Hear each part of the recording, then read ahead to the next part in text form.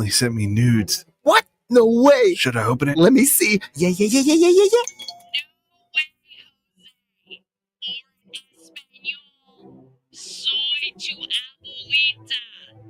Nothing sticks on Hillary, and it shouldn't stick on you. I just emailed my boss and told him off. Aren't you worried you'll be fired? Nope. I mean, you're gonna be fired. I got Hillary mail. Mike emailed awfully late. Stand with you if you stand with me, regardless of what you stand for. Hillary Mail, for when you just want to do whatever you want to do.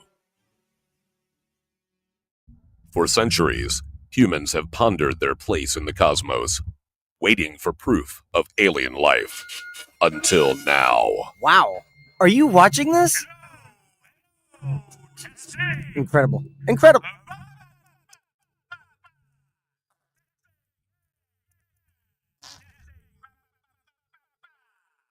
We listened.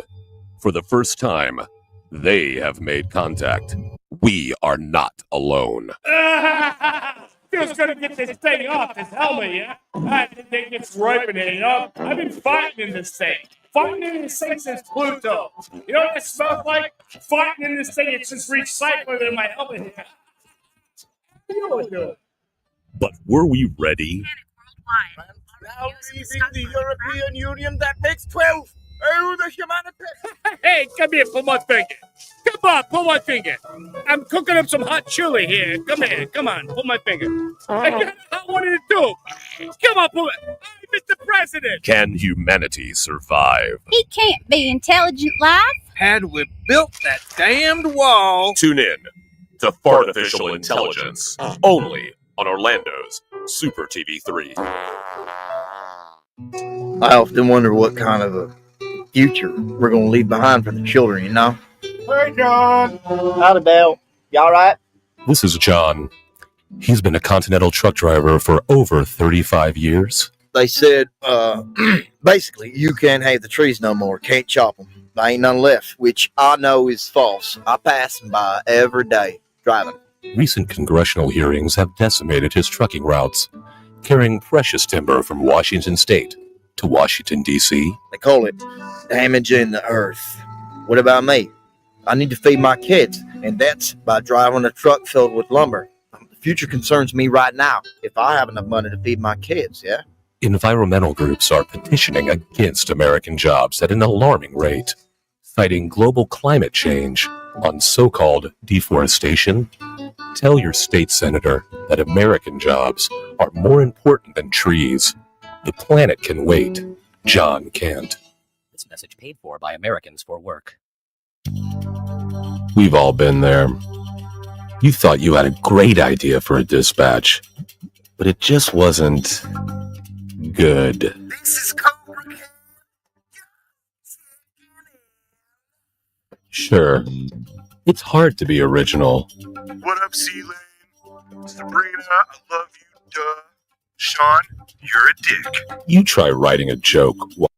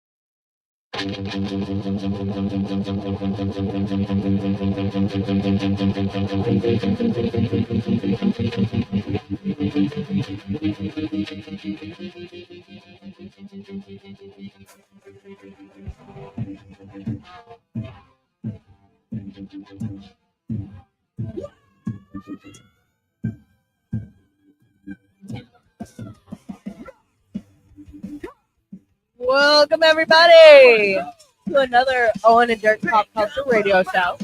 I am your host today, Boston Bray. I'm here with Dirty Dirt McCoy. Yes, sir. We also have with us the beautiful Bushy. Owen is not feeling well tonight, so I am taking his place. Taking his place.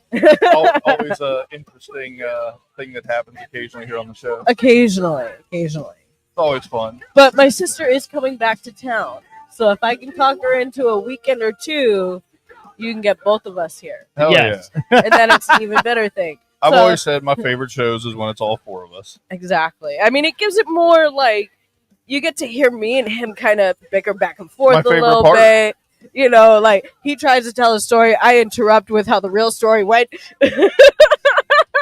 I enjoy watching my friends fight. I don't know why. So I'm gonna do the normal. How has everybody been this week? You know, Oh, amazing. amazing. I don't believe you. I don't either. Well, that says more about me than it does about you, doesn't it?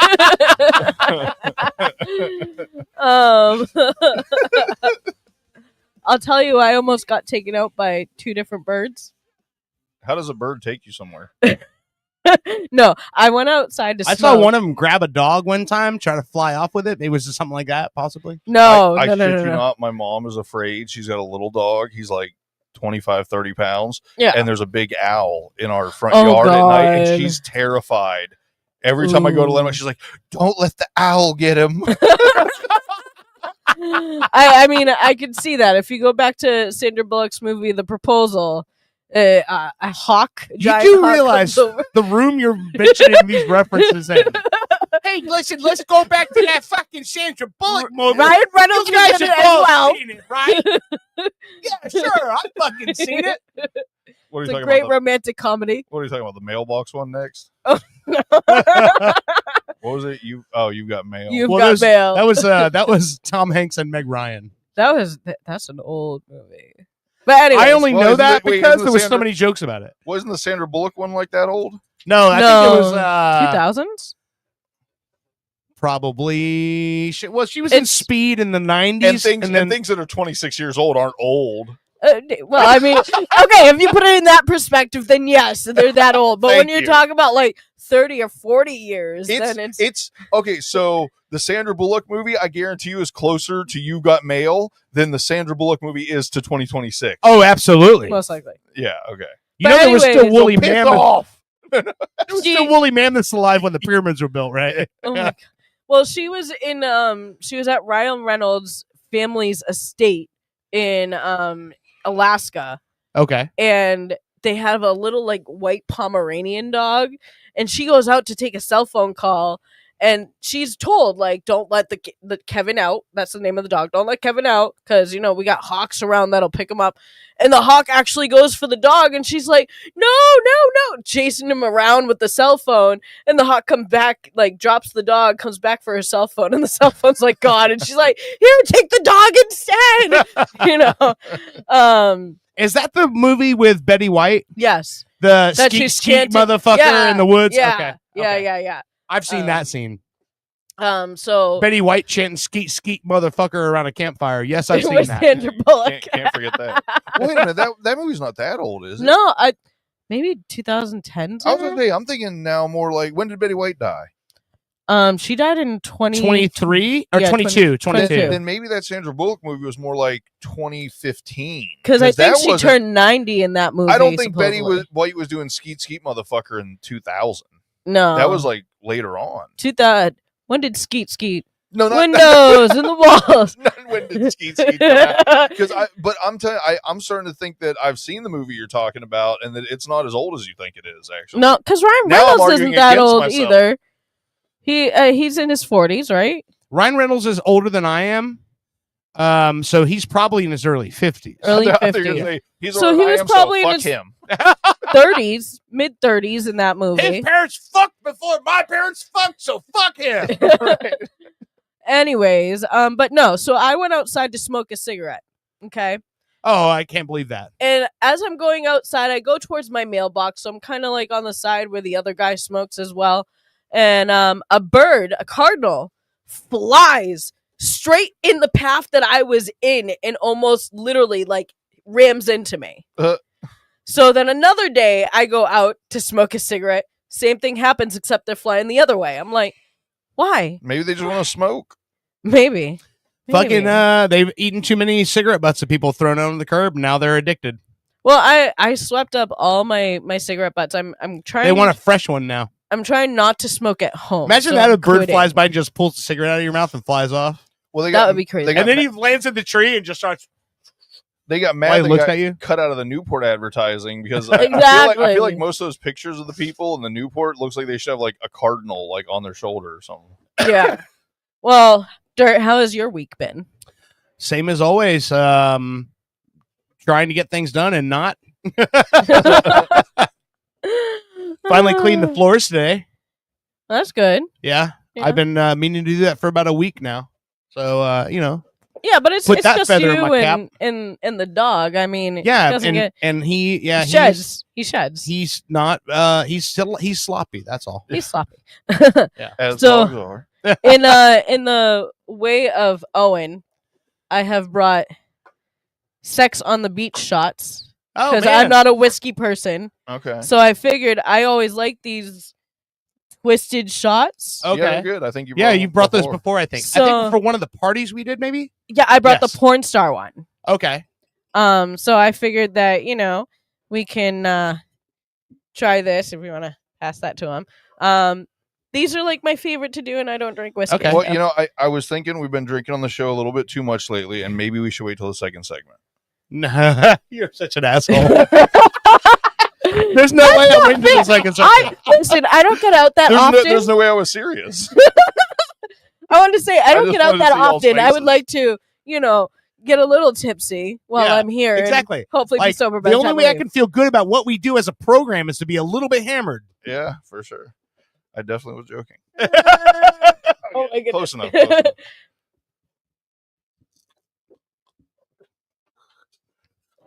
Okay, so I'm gonna go a little bit on design here. Here's what I like about these shots. So if you can't see it on the screen there, as I turn it, see how it looks like a cork? It's like a blender inside there. So they have the two different fluids on either side, and then as you drink it, they mix together as you pour it in your mouth. That's pretty fucking. I'll tell you this: what they don't tell you is make sure it's vertical when you go to drink it, because I was already drunk the first time someone handed me one of these, and I went top over bottom. And if you don't open your mouth wide, top over bottom ends up just pouring the top part on your upper lip. Yeah, you always want to make sure that little line's in between. Yeah, so you're So you like get both of mixing them. them as it goes in. So going along with drinking, I have the liquor of the week. Ooh, liquor of the week. You guys all know my friend Zach. Yes, well, I called it. Todd's gonna be listening to this. I said I have a feeling that whatever Bushy brought had to do with something that you and Zach got into. Well, And I only assume that because I know other than us, Zach's the guy that you hang out with the most. And I'm Yep. like, I have a feeling that Bushy and Zach got into some shit this week. it's just funny because he was never a drinker, and as I mentioned, he's the guy that actually was the first one to bring me peanut butter whiskey. Way back when we were living together. and Yeah. shit. I find it and- funny that you move the bag and the dog automatically comes over. He like sits he's in gonna front of you treat- like, He knows let me what's get up. fucked up. Yeah. So you guys know we had the Bushy shirts. Yes. Yes. That Owen made for Valentine's I Day. have one. Yeah. And well, that's awesome. I also want to bring this up. I want to address this because I'm curious when you wear yours, because there's an odd thing happening to every single person that I give the Bushy shirt to. They go, "This will make a great night shirt." I actually only tried mine on. I didn't wear it anywhere else. Well, so that to me, that's one of two things. That's like either one, I'm not wearing this in public, or two, I want my significant other to see your face while we're fucking. So either way, it's a little odd. Mine is more, I want to wear it for the show, and I totally forgot today because it's been so hot. So I Yeah. was like, all right, I'll put pants on in case it's cold in there. I have a sweatshirt in case I get cold, but Yeah. I'm wearing a tank top. Right. So having like long, short sleeves on, I'm already hot right now. Well, because I wouldn't accept money for the Bushy shirt, Yeah. Zach was like, "Well, can I get you guys a bottle of liquor?" And I said, "Yes, please do." And he said, "Have you tried this particular one? And I said, no, we haven't. Now I'm already excited because it's Bubba's MC brand. Oh, really? So the one that he found this through trying the Bubba's MC Okay. chocolate. Off the recommendation of the other one we've had. Yep.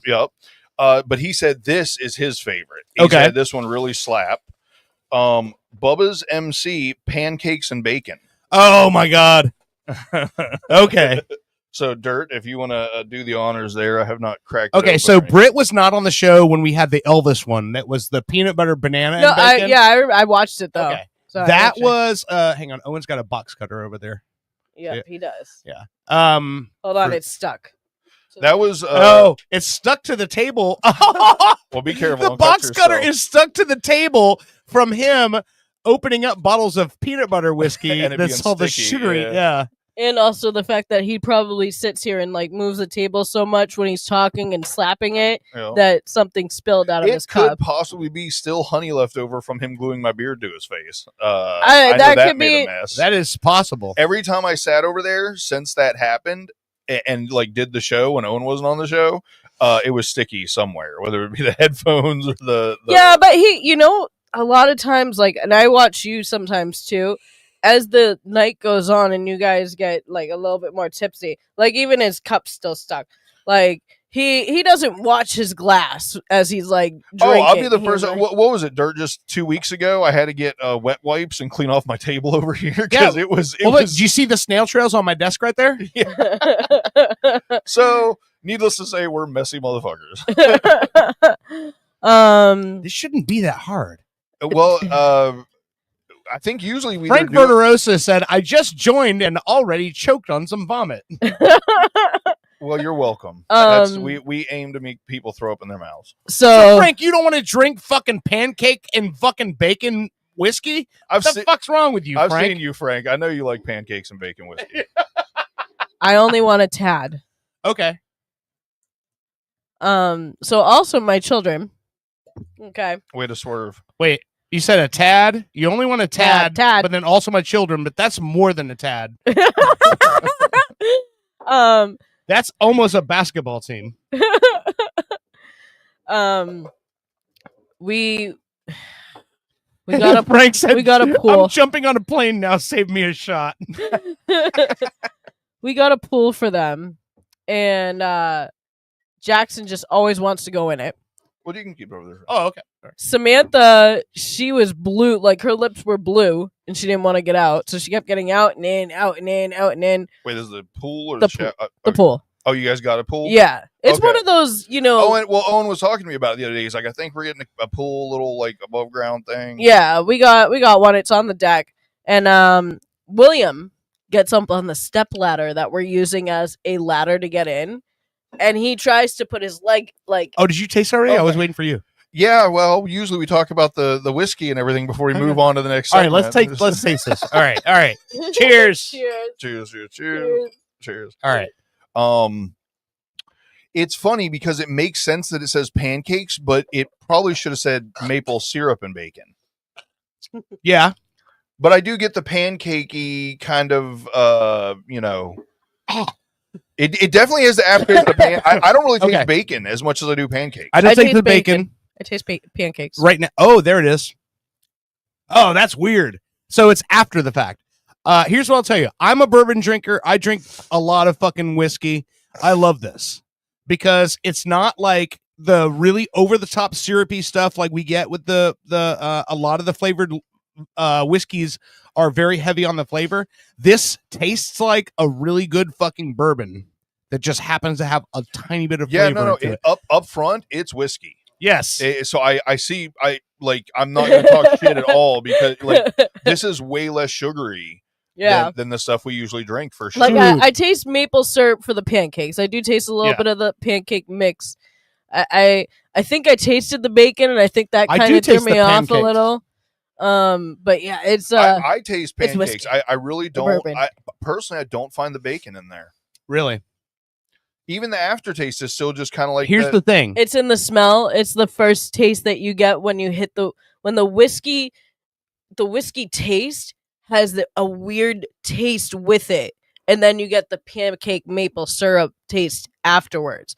So if you smell it, you can kind of smell like a smoked It does smell with that it does smell for the more, bacon. Yeah. So now I kind of understand the taste that I got when I first tasted it. It definitely smells more like It's- bacon than pancake. It's bacon, harsh whiskey, pancake. And also, it's also to piggyback on the fact that it is a bourbon, because as soon as Britt tasted it, she got all jiggy with it over there. No, but I totally understand why she did that. I've said plenty of times I'm not a whiskey guy per se. It's still good. Like I will still. It is. But I'll tell you, if you take a drink of this after taking a drink of that, we have to say what it is. It's Cutwater White Russian. Okay. Now, I have not found White Cutwater Russian. just sounds racist to me. I don't know, what, right? I always Me say and the Cutwater. boys went down to Cutwater and found us some. No, I'm just. I have not found White Russians in a can. in a can or like separated from I like thought a Kahlua bottle. Most Russians were anyway. Since they stopped selling the Kahlua mixed drinks, which were the White Russians, Right. the B-52 Black I Russians, remember all those, that. the little bottles, right? Yeah. They look like it looked like a tiny Kahlua bottle, but it was perfectly measured to one cocktail. Exactly. I remember those, and the mudslide also. Yep, Mudslide, they had like B-52, 4 different ones, and Black Russian. Those were great. They were, oh my god, they were all And to die I'm not for. even a huge like Kahlua person, but what I liked about those is that having them in those little bottles like that, it was like a perfectly good like dessert drink. Yeah, and know? if you pour it over ice, it's Right. oh my God, to die for. But yeah, so drinking this right after it, because it's a coffee liqueur, it kind of ties in all the flavors of that with it. Like Right. I almost chose like the best drink to go with your whiskey. Yeah, no, oh, for sure. Oh, yeah, you could absolutely mix this with some kind of coffee, something, and it would be amazing. Mhm. I will say, Dirt, you correct me if I'm wrong. This is definitely more on the Jim Beam side than Jack Daniel's side, Yes. right? Well, I mean, Jim Beam and Jack Daniels both have the same principles as a To distillery. me, they taste totally different. Well, And- no, they do, but that's been the recipe. But the principle of the distillery for both of them is that they do it in the mash. They don't add flavor after the fact. That's what this tastes like. So you're correct in what you're saying. I feel like this is a craft distillery that's. I'm just saying, if you're a fan of Jim Beam, I feel like this is for you. Out of everything okay. we've had, Yeah. to me, if you're, because I Jim Beam was the only like straight whiskey that I ever drank a lot of. Okay. Like I was Yeah. really never a Jack Daniels guy. I was always a little too like kind of soury for I me didn't or know what something. you were going with, but the flavor of the actual bourbon itself, yes, 100%. Yeah, But I was saying in the fact of like most of the flavored whiskeys we drink are whiskeys that are paired or mixed with some sort of flavoring, whereas the Jack Daniel's stuff we've had is actually made in the mash. it's, Like it's actually distilled that distilled way. with it. right. So the right. flavor comes in the back end. Right. You know what I right, mean? Yeah, yeah, Which yeah. is kind of the way this feels. But I'll tell you this, the only Bubba's we've ever had was the chocolate marshmallow one that Yep. Still that- one of my that- favorites. yeah. And having this now, it makes me want to explore more of this label. Like I want to know more of the other shit they do, because this is good. It's good in a different way from the other one was, because the other one is so fucking like upfront with the flavor, and this is not. Yeah. And so that makes me think that whatever they're doing over there, they're not doing everything the exact same way. They're not just like, They're here's our distilling whiskey, it certain dump ways this and- flavor in this one, dump this flavor in Right. that one. Right. No, this is It's this a is totally different beverage from the last one. crafted from base. Yes. To be this. Yes, Not exactly. Not this is our whiskey and these are the 7 different flavorings we put on top of it. Exactly, right. And when I used to live up in Mass, right? When I especially went to Salem State, I would go to Salem Beer Works. Yeah. And they have their like big tubes of the beer that they're distilling or making Yeah. in the restaurant. Yeah. And it has the blueberries in it. It has like whatever they're making. I mean, there was even a German one that had like banana, which kind of tasted lemony to me. Okay. But it was a banana flavored German type beer. And they had it like distilled in there and stuff. And I'm like, so that's how you get the flavoring. You Right. add all the fruit in and make Yeah, it right yeah, in front of us. yeah. Like that to me is Let it soak in that shit. Yeah. Yeah, this might be the most I've ever enjoyed the flavor of bourbon. Because I can't really can ever see say that. that I've enjoyed the flavor of bourbon, but with the pairing of the pancake and stuff, it really does, like, even though it's a little harsh, you know, it's definitely strong. It's It, definitely harsh. but it's harsh in a good way. For you. It's like being As long as I don't fight anybody it's like today, being we're slapped good. in the face while you're fucking. Who are you gonna fight? I don't know. The dog. He's asleep. It's not going to work out. Okay, so you know what? Here we're in the first segment here, and I think we should just tackle this in the first segment because we have to talk about it. What are we tackling? Hold on. I want to tackle something. Kids in the pool when I know, but I here's the thing: we've got a lot of show. I think that we have to right off the bat here say that this week was the death of Chuck fucking Norris. Okay, we'll tackle that. I have another thing I want to tackle before you. Gone. The thing is, and this is something that Bushy and I just talked about recently here. I've had a lot of other people that I know have come up in their feed and they go, "Hey, I love Chuck Norris, but I can't think of a single fucking thing other than Walker Texas Ranger that he ever did. So why the fuck do we all love Chuck Norris so much?"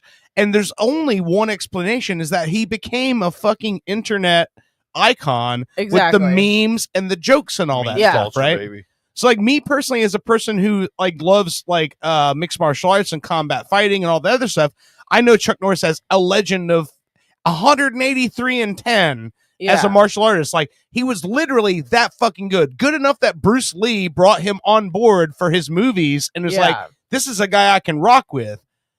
So he's been a lot of different things to a lot of different people, but goddamn, he affected like so many different generations of people. I always thought he was going to kick Def's ass. Don't say infected. No, I said he affected so many generations of people in different ways. Bushy, you need to clean out your ears. Hey, half of our best shit comes from his pronunciation. If I have to make one up here and there, you leave me alone. That being said, I really misheard it.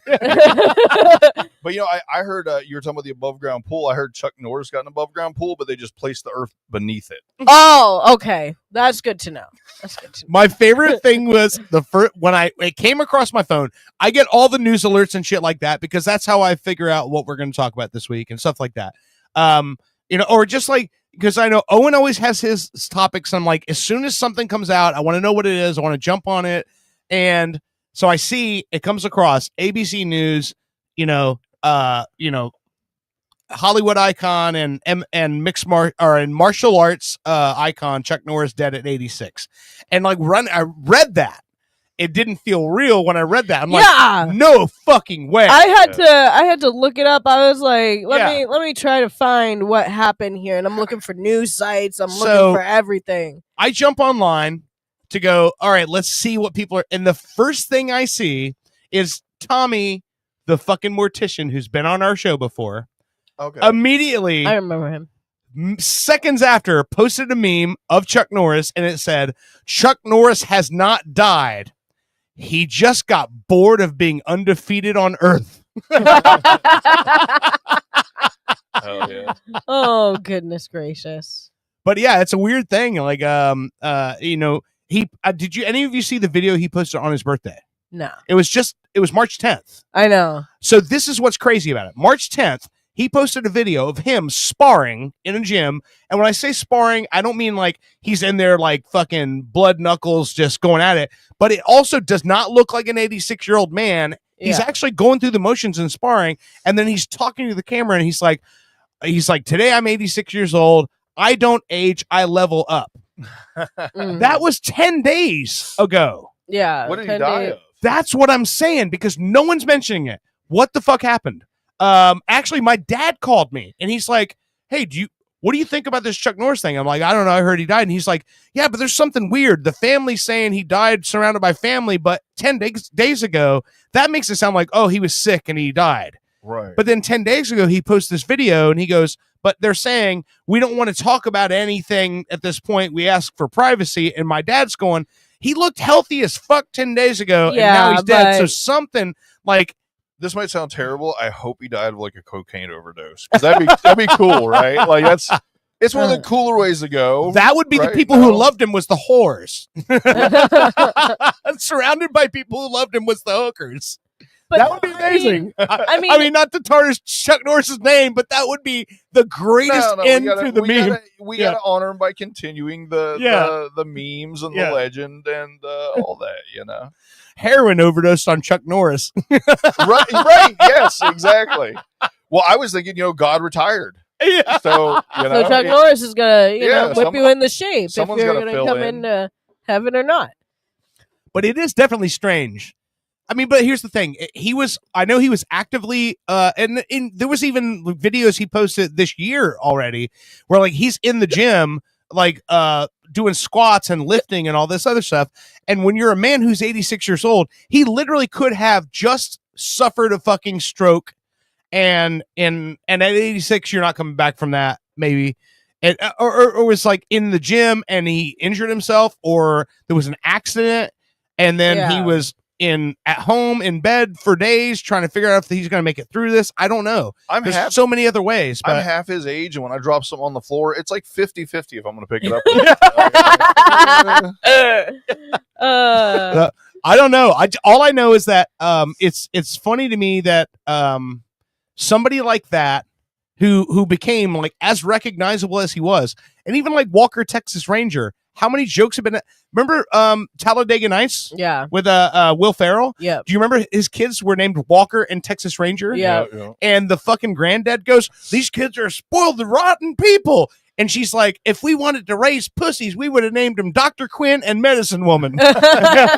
It's true. So like he's become a meme and a punchline in so many different things. But I just want to say, like, outside of all that, the man was a legit bad motherfucker in martial arts to a level that this country, he was the first American to go over to Japan and fuck shit up. Yeah. Like he was the first, and he's Mexican by birth. His name is actually Carlos Reyes, but he was. Whoa. You didn't know that? No. Oh, really? Yeah. Yeah, he's Mexican. Oh, we got to take it all back. Yeah. But, born in America, but born in America to Mexican immigrants, and but he was the first like American to go over to other countries in these martial arts events and like literally wipe out fucking tournaments. And like he was the first American to ever do that. That's why he became a fucking household name in this country. You know, it's because he was a legitimate fucking badass. Weird how America kept the fact secret that he was Mexican. He did that because it was better to sell fucking Chuck Norris. It was the stage name he came up with. But yeah, it was easier to sell. But I'm just saying, even regardless, he felt that he needed to do that for a reason. Yeah. You know what I mean? I'm just saying that's a sad state of affairs. that's But like, I mean, that's such bullshit. I mean, Charlie Sheen's name isn't Charlie Sheen either. Right.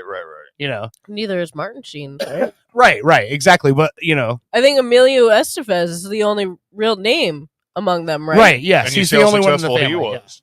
No, I'm just kidding. Carlos Ray was his name. College Yeah, State. he was born Carlos Ray, and yeah, He doesn't look like a Carlos, right? He's almost he's almost like redheaded. Yeah. True. Yep. How many Carlos Ray. How many yeah. redheaded Mexicans you know? I mean, okay. Canelo Alvarez. It's Canelo is actually the term that Mexicans have for redheaded Mexicans. So his name is redheaded? No, his name is Saul Alvarez, but they call him Canelo because Canelo. There are redheaded Mexicans, and they call him Canelo. Like, well, I knew there were. I'm just saying, It's a like, rarity. Yeah, I mean, it's a rarity. Chuck Norris makes two that I'm aware of. You know, it's like, yeah. It's like I'm crazy. Hang on, I'm googling while we're talking. Oh my god. Google while you talk. Da, da, da, da, da, da. Go ahead and start and make the pussy fart and whistle while you work. Okay. Why did we do that? I have no idea. Real quick, while he's looking that up, back to the pool. So we got the pool. We don't have a ladder to get in, going. and we put a step ladder so Jackson can get up easily. Samantha not so much. She actually has to be put in. William loves to stand on that step ladder, rock back and forth like Yeah, this, you know, and shaking it. And I'm like, oh my God, you're going to fall and smack your head open.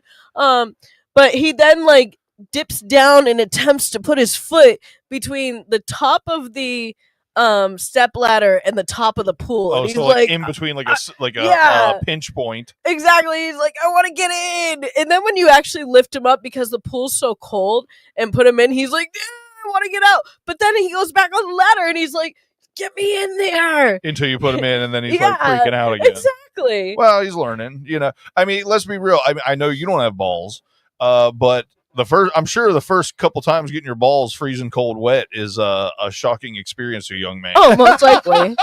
But I mean, you know. I mean, I still the now titties put my hands up and shake whenever I get in cold water past my nuts. True. I mean, my tits when they get cold, I'm like, I can't deal with it. But I can't deal with cold anyways. Owen says that's how he feels when your tits get cold too. Of course he does. He goes. I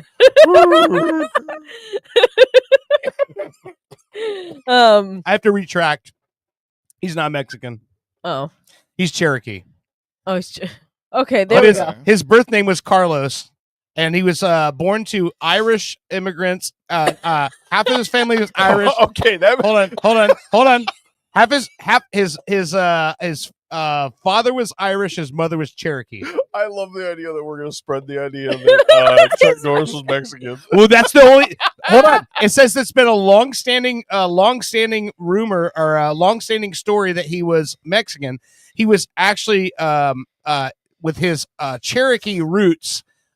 He was depicted as, or he was said to have been Mexican because he had Cherokee roots. But Well, I will tell you this: Cherokee and Mexican are not that far apart, by the way. Exactly. Word. Yeah. But anyway, yeah. Okay, So that's why he had the name Carlos. His name was actually Carlos Ray Norris. I will say this: all of us for a long time have been taking Googling something as law. Exactly. Yeah. But I mean, and for a long time, it was the way that the algorithm worked and Exactly, everything was exactly. you would get factual information. Mhm. Now, since they did it with AI, it's like a summary of the most yeah. popular things said. Mhm. So if there's something that's misinformation that makes it into being popular, you will get incorrect information presented to you as fact. Exactly. And I've actually been experiencing it quite a bit with gaming, where I ask it a question about something and I kind of know the answer, but not like fully. Yeah. But I know some things to be fact. And the answer it gives me, I know for a fact is wrong. It's wrong. And for the first time ever last night, I did a long-winded voice. I was like, Google told me that was, this way, but I know for a fact it's not like, and the very first thing that it answers is, you're right to be skeptical. Google is fairly inaccurate these days. I was like, well, also that's if pretty you, funny. Like shit talked itself. if you look at Wikipedia, for Well, a that was always kind of known to be what people Well, are putting on there. No. For me, That's I didn't- actually a myth. I didn't know Whenever that. people go, "What is Wikipedia?" That's actually like No, Wikipedia was an actual, like, you could get factual things. Then, within the last, I want to say decade maybe, people have started adding there was a very specific things. event actually. to Wiki. It became WikiLeaks. The Spankgate or whatever that, right? No. It was before that. So what happened was, Wikipedia was a open source Wikipedia or encyclopedia, right? So you could go into an article that was, let's say, an article that was, because anybody at the time when this became a thing, anyone could enter an article on Wikipedia. My brother, he actually authored an article on Wikipedia about the moon landing, because when the moon landing happened, there was actually an entire speech that was written for President Nixon to deliver to the country had there been a massive disaster and he had to deliver to the country. Oh, they all passed away. And so they actually wrote the speech, and my brother published the whole speech on there. Mm-hmm. And there's a line where he says, every time we look to the stars, we'll think of these brave men, like that, all that. So what happened was, during the 2008 presidential election, that was the Sarah Palin, John McCain versus Biden and Obama. Mm-hmm. What happened was Sarah Palin, as we all know, is a giant fucking moron. And so every time she would say stuff that wasn't correct, Yeah. and the Paul Revere thing is what started it, fucking people from her camp would go in and edit the articles to make it to where what she said was true. Exactly. Oh, wow. And then that's where everything got locked down, where Wikipedia was like, this is not what this is intended for. Yeah. So that's when people go, yeah, well, you found it on Wikipedia. And I'm like, well, you found it on Fox News. It's that thing. Wikipedia is completely reliable. It's fact checked. And at the bottom of every article, it has an entire list of their actual fucking sources. I also think they Wikipedia say, is like, accurate. if you want, like, you can donate so much money to keep because it. it's a free source. Yeah. Yeah, to keep it going and to keep it factual. But yeah, there was a whole Sarah Palin thing where she was talking about Paul Revere and all this other stuff, and she got all of it wrong. And then one of the people in their campaign went in and changed the whole fucking article to make it so that it was accurate to what she said. And that's where the whole Wikipedia is unreliable thing So comes you're from. telling me politicians aren't honest? Well, here's the thing. Here's what's funny too. It wasn't even people who were paid by her campaign to do it. It was these fucking assholes who were voting for them to go, God, she's going to look stupid. We better go change this. It was fucking regular people that went in and changed it because they didn't want to fucking make her look stupid. But yeah, and not to get political about it, but yeah, that's the whole, every time when someone says Wikipedia is not reliable, it triggers me a little bit because I'm like, no, it is. Well, just so you know, it is, but that whole thing started because of people Well, being, just so you know, we didn't know. Yeah, Just like yeah. you didn't know Chuck Norris wasn't Mexican. I know. So- calm the fuck down, sir. Okay, so right now movie, I saw it. I have sombrero. He drank tequila. I never thought the first time I'd ever see Dirk get mad was about Wikipedia. Exactly, right? A lot. So Fucking Chuck Norris siesta. I know I fucking saw that in a movie one time. I have a Chuck great Norris took a segue. siesta. Dirt. I have a great segue from political. That's what he put people into every time he hit him with a roundhouse. A Chuck Norris siesta. Roundhouse kick you into a zesto, compadre. I have a great segue because Yes. I want to be able to talk to you while you're still somewhat sober. Oh. So I get, well, Damn. okay. Shots I want to fired. get a real answer from him Okay. to understand what's been going on. Ma'am, we are always sober when we do this show. You're malfunction. Can I get some more of that? That's not true, but I'll take your. So I'm trying to defend recently, you. I'm trying to defend I know, I appreciate that. recently it's the our honor. Oscars. It's our show. Yes. recently the Oscars have happened. Yes. Okay. Yes. And I don't know if either one of you have watched them. Bushy, do you watch any of the award shows? I typically do, and I miss it this year because I had just a lot of other shit going on. Do so I couldn't watch? it. Do I watch rich people suck their own dicks? No. Okay. Well, anyways, during the Oscars, it was they had a lot going on. Okay. Was Oscar the Grouch there? No. But I will tell you, He hasn't won yet. there was one thing that stuck out in every speech that was given, Okay. and it started at the beginning of the fucking show. Is Okay. this back to With politics Conan. already? With Conan. Okay. No, not yet. With Conan. Yeah. Conan made a joke towards Timothy Chalamet in his movie, Okay. and he made it kind of like a Sharks versus, I can't remember the other gang West Side in Story. West Side Story. Yeah. But it was ballet versus the Music. opera Yes. or something Okay. like that. Yes. And he's like, I hope they're still, I think they're battling over here, which was also a political thing towards Trump as well, where we're going into war with Iran. But that's not the political part that I'm going off of. Now, he was the running joke of the night. Like, everybody's speech People hit him pretty hard. ended yeah. up like Yeah. pulling that out. Yes. Even And the who is expected. who is this guy? Timothy Chalamet, the actor. He's in Dune. Okay. He Yeah. dates Kylie Jenner now. He played Bob Dylan in A Yeah. Complete Unknown. He won an Mhm. Oscar for that last year. Yeah, Okay. He's actually he's kind of new. Nikki Glazer had a great joke about him last year because when she was hosting, and she said Timothy Chalamet. That sounds like something Adam Sandler says when he's playing a character. And then Adam Sandler was in the audience, and she goes, "Adam, can we get a Chalamet?" And he goes, "And Chalamet." Yeah. Yeah. But this is something that I asked Owen on the way home. Yeah. And I'm gonna ask you because I don't know how true it is and how long it's been going on, because I feel like it's almost happening at all award shows. Okay. Oh, they're definitely Yeah. eating baby. can you buy awards? No. Long. I mean, unless you can. Short answer is no. Long answer. So here's the thing. What happens when it comes to like Grammys, Oscars, Golden Globes, all of that sort of stuff? There is a an academy behind it that sponsors the event, sponsors the awards, and then what you have is a whole bunch of movie studios, record labels, A&R people, and all that who will campaign for those awards over the course of the year by pouring a whole bunch of money into advertising and marketing and promotion of these films in order to try to get them seen, to get buzz behind them, in order to subconsciously tip the opinions of the actual Academy people who vote. Okay. So the Well, reason why real quick, my guess, and this is just a guess, would be all those people are rich as hell, and yet again, this is millionaires wanting a trophy for something that they've done, and so why they would not want to be able to buy the awards because all of them could pretty much buy it, you know, and then that would take any kind of value away from it,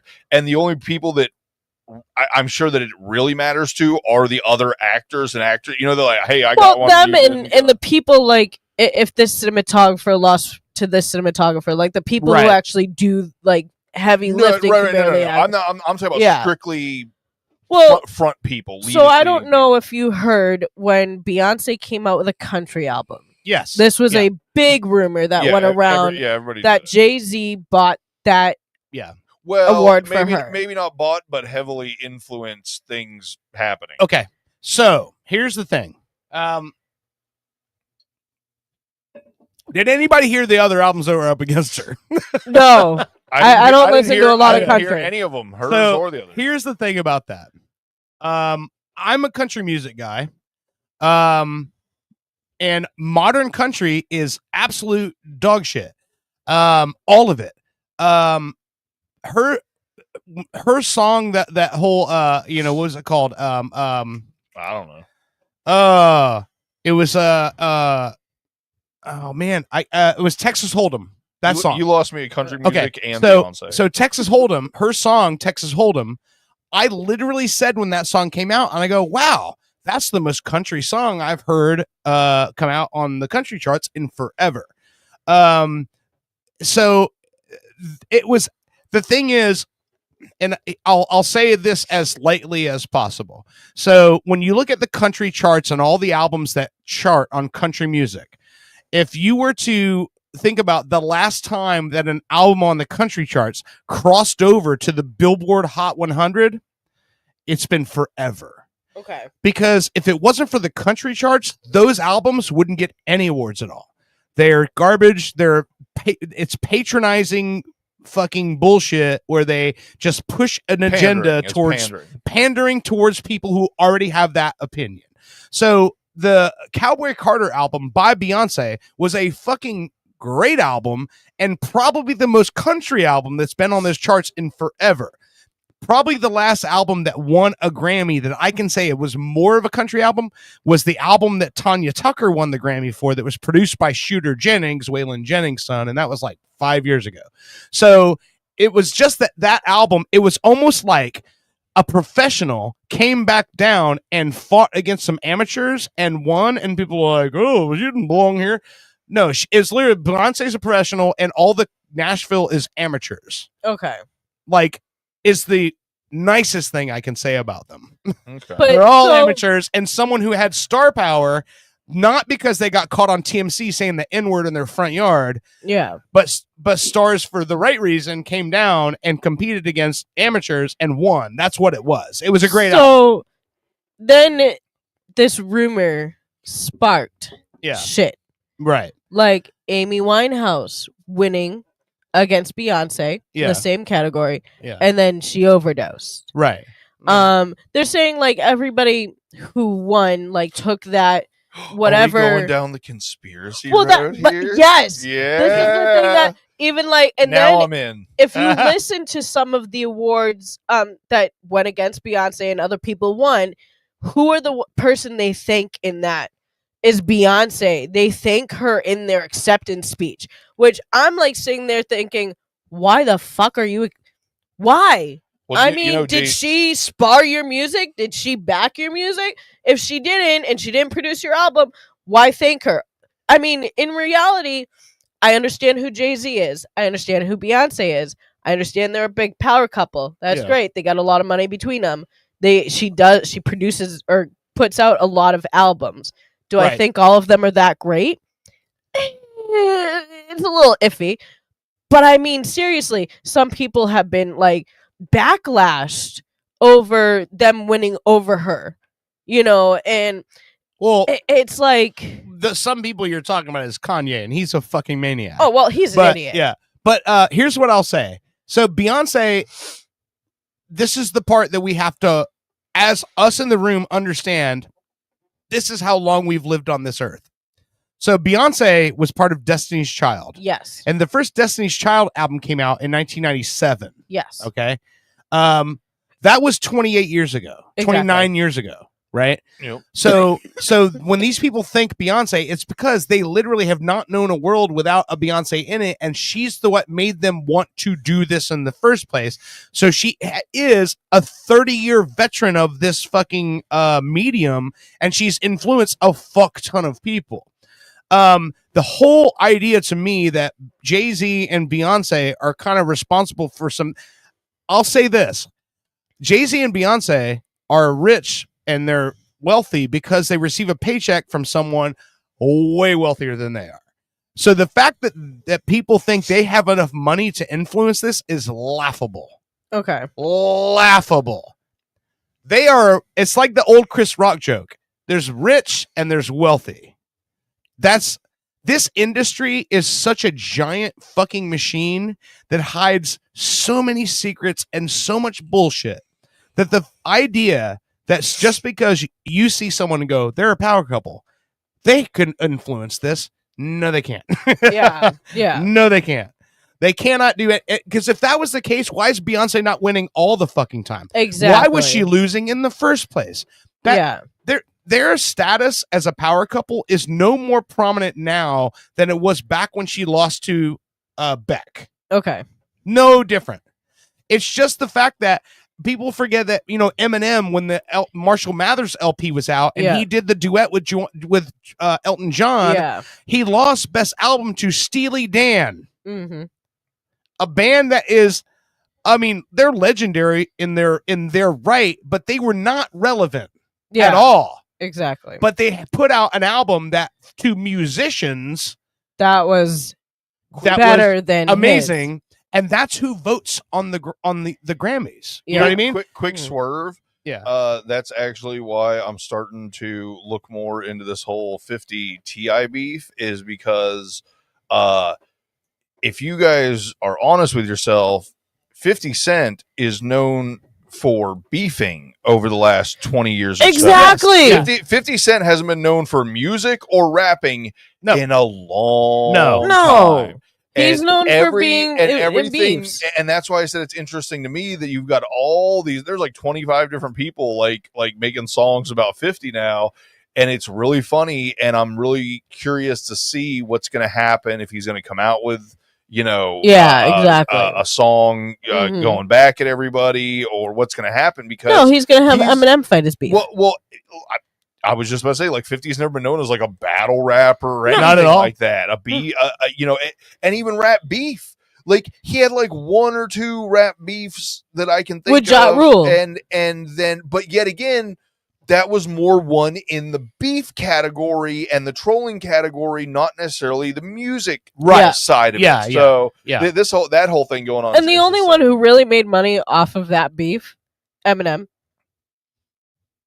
I don't know that for a fact. He came in after Ja said something about Haley. Well, not only that, but everything that 50 Cent does, Eminem makes money off of. Well, yes, okay. Because for being the producer, Eminem, makes money as well. Yeah. So Eminem. So remember, Dr. Dre discovered Eminem. Eminem brought in 50 and put him on Shady Records. Yeah. So it's that whole, it's like a hip hop pyramid scheme. So Well, let's be they all- real, yeah. but you got to be real with everything. Like 50's never denied any of that. He's No, always- No, yeah, not whatsoever. No, I'm not saying No, I'm anything not- bad about I'm 50. I'm not saying it that way. When she said Eminem made out on it, I'm like, well, yeah, of Yeah, course he yeah. did. Because every time 50 Cent makes money, Eminem Right, just makes the it. way you said it. Yes, was I like, didn't. Yeah. Okay, I didn't mean it like that, but I mean like, Eminem was more of the one who came out on top in that beef Well, yeah. than anybody else did. I mean, Ja lost like everything. Well, yet again, but Eminem is known for rap beef and Oh, destroying you 100%. lyrically. And, so- and he is historically a battle rapper. That's like Yeah, how yeah. he kind of came into the business. But so going back Oh. to how Sorry, not to interrupt. Real quick, do you remember the name of the guy that gave us the rapper, the boom bap guy that gave us the $100 bill that was his card? I meant to bring it, I forgot. But dude, I've threw that shit on my fucking like dresser. I've got it still. It has fooled me like 4 or 5 times. I'm like, "Oh, I forgot I left 100 sitting there. It's God damn it. it's Talik. It's not because I just thought when Talib you just Kweli, said that, yeah, yeah. Talib Kweli. No, I've got it in my wallet. I'll get it for the next segment. We're gonna Okay. say it. But yeah, I'll show you, Britt, his business card. It literally It's is a a $100 legit bill. $100 bill with all this information. oh my It's God. the best thing ever. As It soon is- as I it's saw it, I'm like, fooled that me. is the fucking yes. All right, I'll It show it keeps to you. fooling me. I'll bring it on the air for the next segment so you can see what I'm talking about. But like, so going back to how people thank Beyonce for what she's done in the Back to industry, Beyonce. I just personally feel that why not thank Pink or going back Madonna, If going back to women who actually share. Well, Thank okay, Cher so for the here's- stuff that she's here's done. the I thing, care less Brittany. about this than the brand of toilet paper I Here's- have in the bathroom. Brittany, here's what you're not understanding, right? Mm. So you're thinking it from your perspective, right? Yeah. But not everybody. So just to give you an idea, so if you're influenced by Pink, fine, say that. Madonna hasn't been to a young person coming up who's receiving an award now. Yeah. Madonna's last hit was in 2002. That was hard. They candy, probably right? weren't even there's that whole Ray of Light thing back Oh. then. They probably that's their parents' music. Beyonce has been making hit records in the 2010s, and that's what they grew up with. Okay. They're not thinking of it in a way of like of that. They're thinking of it's my music, and that was my parents' music. If anything, It's- I'm pretty sure everyone that you named, other than Beyonce, was probably influenced by Beyonce. Like, Well- yes, no. What's that? Beyonce was before Pink. Beyonce and Pink came out around the same time. Yeah. But Pink was a solo artist, and she was with Destiny Child. But still, it's around Pink, the same Pink time. came out with a group, and Yeah. then she went solo. I don't know. I didn't know that. I'm just trying to throw out. They stuff ended for up fun. taking her out of the group and being like, "We just want to work with you." So she was originally part of a 3-girl group. But like, I don't know. Maybe it's because I'm older and so eclectic because I had to be because of my aunt. That I look at all. What? You start throwing around eclectic. That's just code for old. No, eclectic is code for crazy with money. Because if you have money, I thought that was if you have money and you're crazy, you're eclectic. If you're crazy and you don't have money, you're a fucking maniac. I'm both maniac What's and the other eclectic. word? Every homeless person, eccentric, not eclectic. Yeah, eccentric. eclectic is more of the. Okay, you're right. I'm Yeah. I'm into. You're right. Yeah, eccentric is what you were saying. Eclectic is like you like a big range. Of, Yes, of- yes, yeah, yeah, yeah. That's you're what I'm right. trying to say. So like I God damn it, I'm tired of being wrong today. I'm not trying to make it happen. This is it's not your fault. I feel bad for pointing it out. I'm off my game. there are certain I've people lost that something. I love Mexican Chuck Norris. That's all. I'm sticking with. I'm spreading that to the end till I die. there are certain people that I have always like leaned into. Yeah. Eminem, Yeah. Pink. Yeah. I liked Christina better than Britney, but I do Yeah. listen to some Britney Spears music. Cher, Madonna. Like there's been a lot of like You're just a material girl, aren't you? exactly. Cyndi Lauper. Like Okay. Comment section says missing in action. That's the Chuck Norris movie. Ah, That's the yes. movie. That's Yeah. the movie. Wait. What about Missing in Action? That was a Chuck Norris movie. When we were talking about Chuck Norris movies and what does he know? Like, what can you remember? Yeah, again? yeah, no. Other- missing. So I was saying he did Texas Walker Texas Ranger, right. and then the memes and all that, and then missing in no, action. I probably watch a missing in action movie like once every month or two. You know what I Really? mean? Like, yeah. Just how many were there? Was that is that like Death Wish? No, I didn't. It didn't go quite as far as Death Wish. I think there's like 3. Do you know Death Wish? No. Charles Bronson. I think Okay, I think there's like 3 missing in action. I could be wrong. that's on that. might be before your time, but Charles Bronson and Chuck Norris were the two like action stars in the 80s that were like So Charles Bronson was a guy that when you see his face, you just go, "That's a hard mother." I would not fuck with that guy. Okay. And then Chuck Norris was the kung fu guy. I'll tell you this: you want to see the Charles Bronson movie that goes the hardest? Violent City, I think is. Oh yeah, that's the one where he's like the widower and like his family gets killed and then he becomes a vigilante or something. I mean, that's every movie he made. Is that John Wick? But kind of, yes. Yeah, yes, it's John Wick before John Wick. And what's the name of that movie? No, Violent City. Violent City goes hard as fuck because like he's a vigilante, like, you know, taking out drug dealers and stuff in his town. I forget if it's because his daughter got killed, but I know there was like Death Wish 3 or 4 was the stepdaughter. I will say this though, it was really funny because I just watched Death Wish 2, 3, and 4 this week. Not knowing about Chuck Norris? No. Well, he hadn't died yet. But it was really funny because all of them, and they even referenced the first one. I've seen the first one a bunch of times. That's why I didn't watch the first one again. He looks funny with a mustache. But it's literally every single time he gets into a relationship with somebody or has a child with somebody, they get raped and murdered. Yeah, I know. Every fucking I'm like, sir. Yes. And even I think it's like the third one, there becomes some self-awareness where he like finally he's like, you know, it's maybe not a good idea to date me. Because everyone had got a bad thing, and then she gets raped and murdered. You know, but the Violent City one goes super hard because early on they show, I want to say it's the very first like vigilante act he commits. Yeah. He goes and he's looking for an underage prostitute.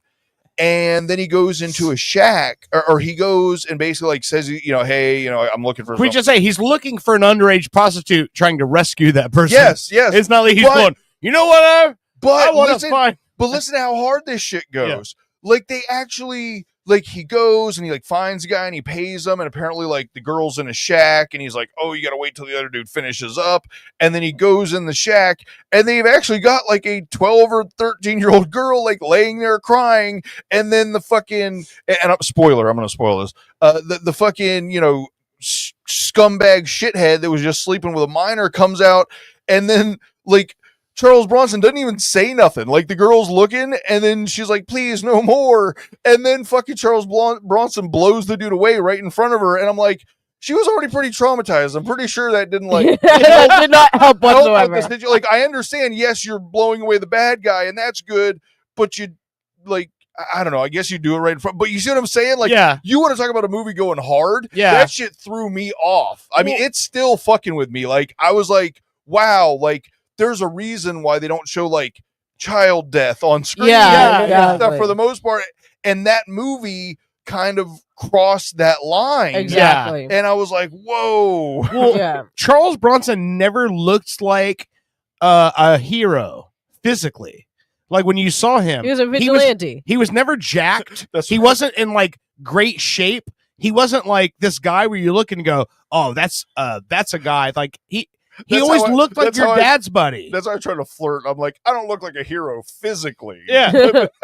No, but, you know, on the inside. He never looked like a like physically intimidating. Like he's the kind of guy that could come in and overpower people. He was always like the regular dude that was just fed up and said, fuck it, no more of this bullshit. The type who's sitting on his porch with it. And in fairness, they did play to him being more intelligent than a badass. Like it was always booby traps and setups and things like that. Like it was never Jason Statham, I'm gonna go in here and beat up all these dudes. Like I don't think in any of those movies that was the case. But that kind of goes with like, I also think that movies are not as oomph nowadays. Oh well, no, of course No. Now I mean, if you look at horror, depending on the, I'm just saying, I'm talking about over my entire life of watching movies. That one swerved like that was like, whoa. Yeah. It's a hard one. Yeah. And going in with that, I told Owen about it because I worked with him the day after I watched it. I meant to text you guys, but I completely forgot. I watched.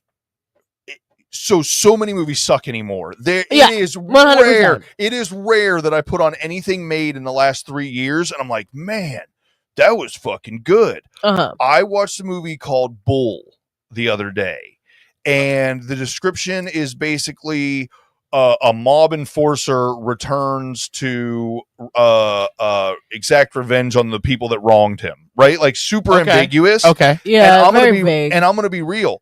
I can't talk too much about it because it could be very easily fucking spoiled. All I'm going to say is I put it on thinking I was going to be playing my tablet game or doing secondhand watching, they call it now, Yeah. And within like the first 10, 15 minutes, I was in. I put aside everything I was doing and I was locked in for that whole fucking movie. What platform did you watch it on? Prime. 99% sure. It's called Bull and it's on Prime. Okay. Yeah. If it's not Prime, it's Netflix. Those are the only two I've got, but I'm 9 times out of 10 I'm on Prime.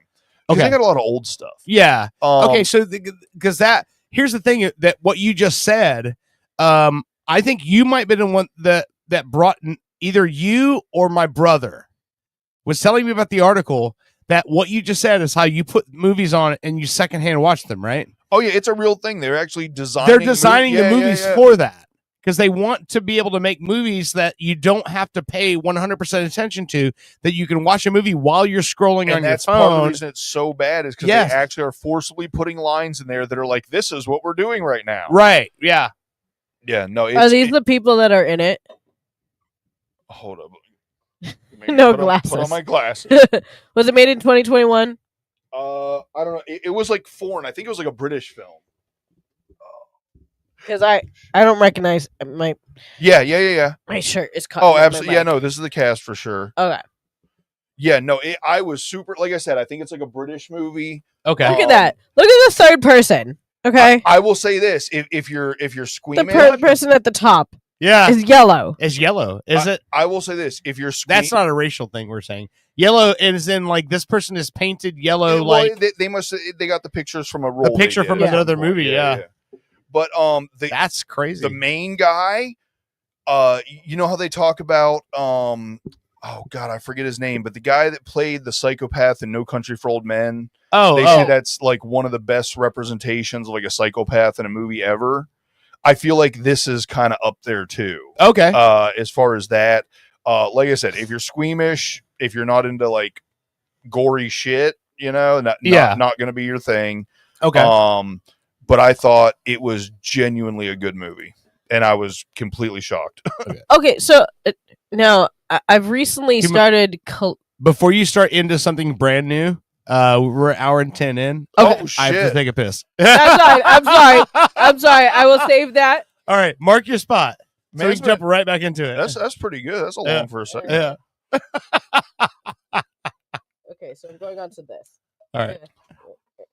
No, it's always a good show when we have more to talk about than something fucked up I said that turns into a character who's now running around with squirrels. How about no matter how much we talk about, I always go home and I'm like, oh, we forgot about that. We forgot about that. And I never would have thought in a million years that our problem would be fitting everything we want to talk about. Well, that's how I feel when I leave here and I'm on here with Owen and he's like, we don't really want to hear this. And I'm like, fuck, man. Like, you told me to come up with some shit to talk about. You're like, I have a whole notebook of things I want to talk about. I like the idea that he tells you to like write stuff down to talk about, and then he's like, no. We don't want to. That's not what I was talking about. Especially that was only in case I didn't have something to talk about. Dude, he sits there and he's like, see if some of your Disney or Boston or Universal shit is going on. So I do, and I write it down, or I take pictures, screenshots, and I stuff. I like you're relegated to those three things. He basically said, shut up and dribble. Exactly. I'm like, why are you you're acting like my areas aren't important. In his defense, I only know women that stay with men that are kind of a dick to him a little bit. Like, I don't know anyone that like stays with someone that's just nice all the time. No, you know why I stay with Owen?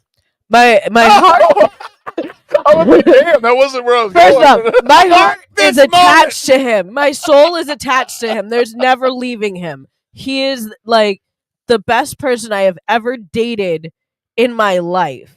But If I was gay, I would have fucked him years ago. But I will also say Owen is the scariest fucking dude if you piss him off, and that is something to good and have in your back fucking pocket if somebody fucks with you. yeah. To have somebody who automatically goes from I'm nicey nice to let me fuck you the off. So basically, you just proved my point.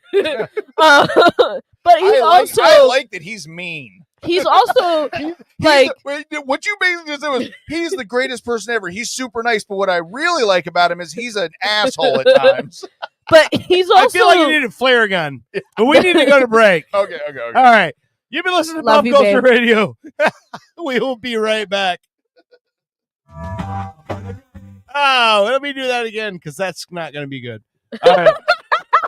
No, when I go to edit here, it's going to sound like shit. All right. You're listening to Pop Culture Radio. We will be right back. A song to say, a shot window, singing I sing.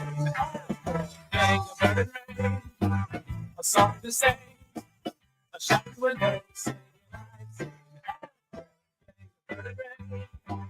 If you're a window, to the ground, all kinds of sounds.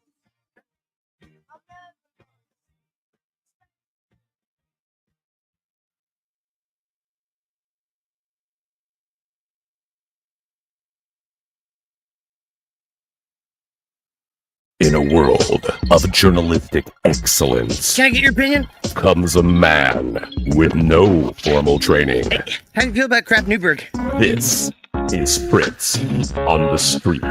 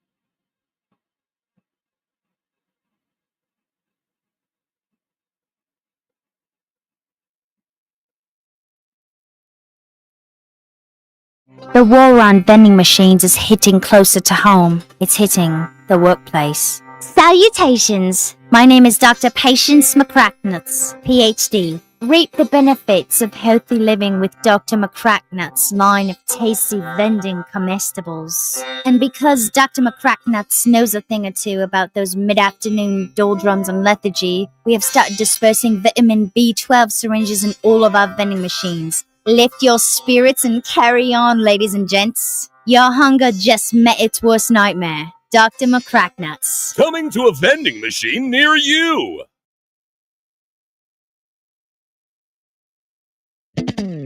Education can be the most important decision of your life.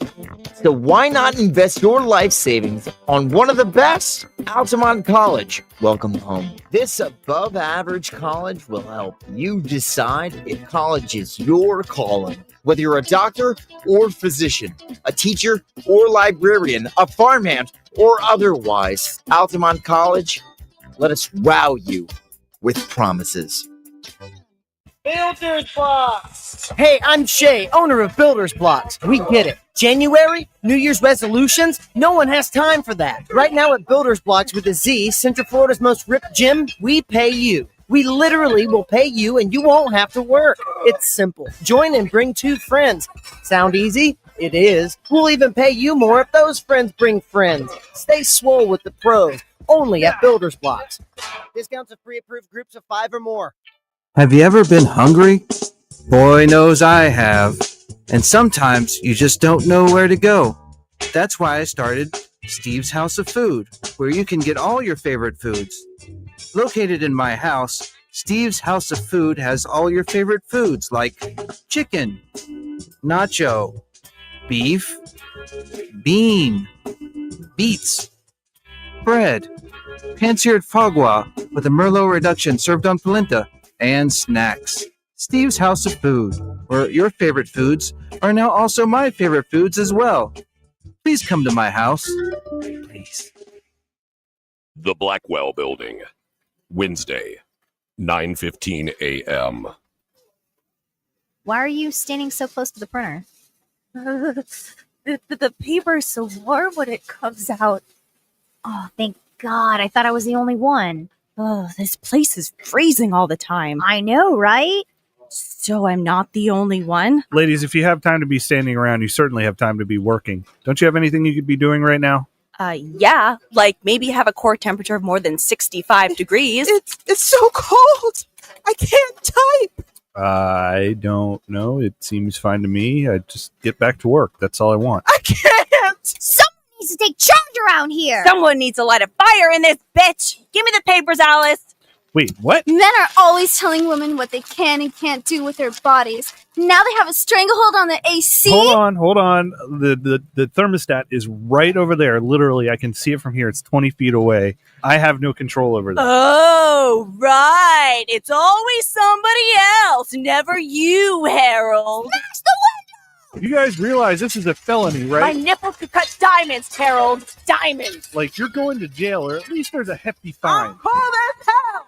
And I'm not going to take it anymore.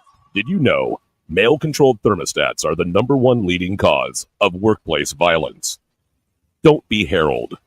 Always keep your thermostat set to 82 degrees. It's the only way to stay safe. Take things to a new level upon Wii with the first annual French Riviera Games. Events include Cigarette smoking, depressing filmmaking, scouting, esoteric performance art, and mustache. Fun for the whole family. We will have disinterested mimes that will challenge your child's sense of existential security. And a bounce house. A special appearance by over 50 Serge Gainsbourg impersonators. And Jean Reno. Check out our midway games and events. And Bucket, the French Riviera Games. where the wine flows like the river Rhone. Coming to an empty field near you. I'm Sergeant Barkus Clayton. In the 2 decades of my professional career in Central Florida, nothing has twisted up my gut more than the cowards who've taken the baby swans from Lake Eola. The poor mother goose calls day and night for her babies, and now she's calling me. The so-called signet caper is nothing more than a depraved, hollow individual seeking out the most innocent life form to torment and terrorize. I vow to track these suspects down using force if I must. If you're the one who did this heinous crime, me and the crime ender's gonna find you. Only a jackass would do something that stupid. Or maybe you don't have a brain in that ugly head of yours. If that's the case, I can't help you. But I will find you.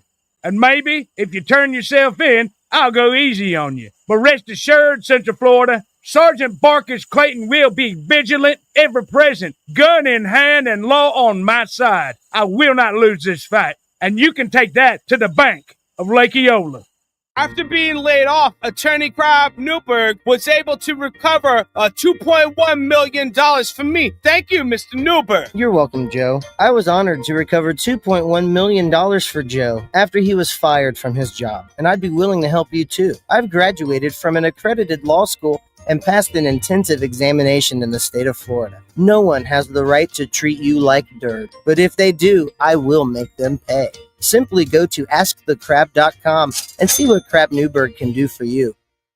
After I got food poisoning from hamburger paste and McFrugals, attorney Crab Newberg was able to recover $6,900 for me. Thanks, Mr. Newberg. You're welcome, Cinnamon. I was honored to recover $6,900 for Cinnamon after her severe food poisoning, and I'd be willing to help you too. I've graduated from an accredited law school and passed an intensive examination in the state of Florida. If you've been given a raw deal from food paste, simply go to askthecrab.com. With Crab Newberg, you've got a case. For centuries, humans have pondered their place in the cosmos, waiting for proof of alien life. Until now. Wow. Are you watching this? Incredible. Incredible.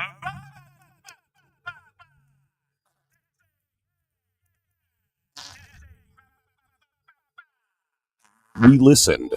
For the first time, they have made contact. We are not alone. Feels good to get this thing off, this helmet, yeah? I think it's ripening up. I've been fighting in this thing. Fighting in this thing since Pluto. You know what it smells like? Fighting in this thing, it's just recycling in my helmet here. Feeling good. But were we ready? Now leaving the European Union, that makes 12. Oh, the humanity! Hey, come here, pull my finger. Come on, pull my finger. I'm cooking up some hot chili here. Come here, come on, pull my finger.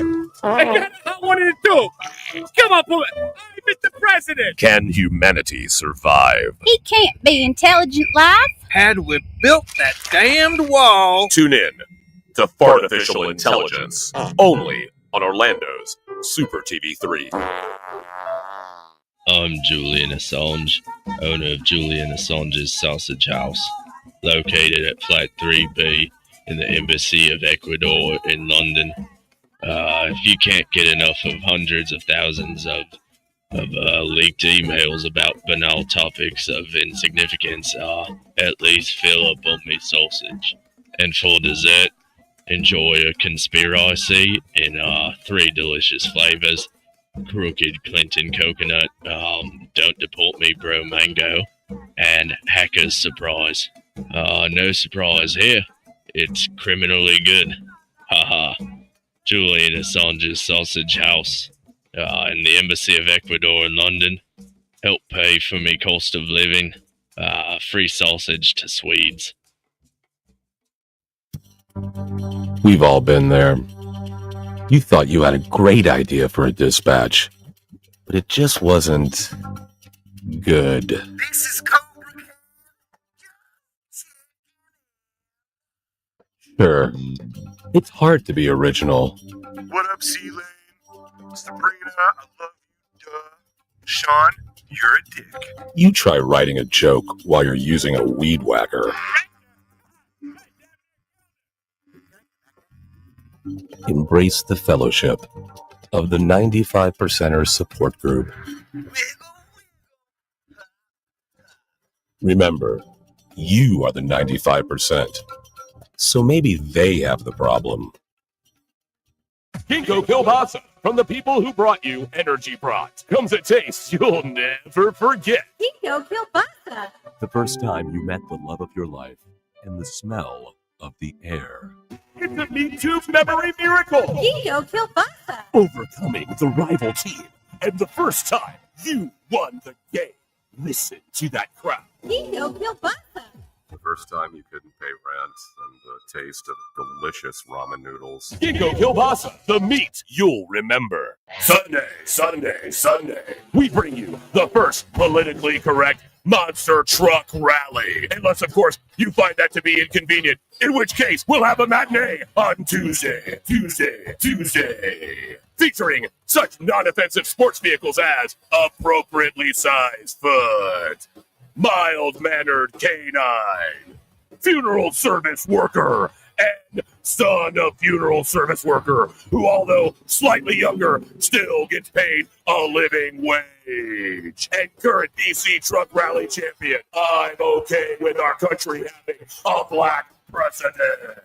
Price admission includes the entire seat, but you'll only need the edge. Sunday, Sunday, Sunday. Try to respect the wishes of our neighbors and keep the noise down, down, down. Baseball, apple pie, your grandmother's fried chicken.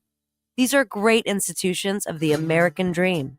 And let us not forget another icon of the greatest country on earth, a German-style Mexican imitation lager. Now that's America. Here at Badass Hangry Eagle Brewery, we've been bottling up freedom for over 6 years, and we encourage every American to embrace their God-given freedom with their lips. Want to work as a pedicab driver and play Pokemon Go all day while enjoying one of our Imperial Cuck Stouts? The Badass Hangry Eagle says, "You do you, brah brah." Literally, we trained one. It says that. America. Badass Hangry Eagle Brewery. America AF. Badass Hangry Eagle Brewery.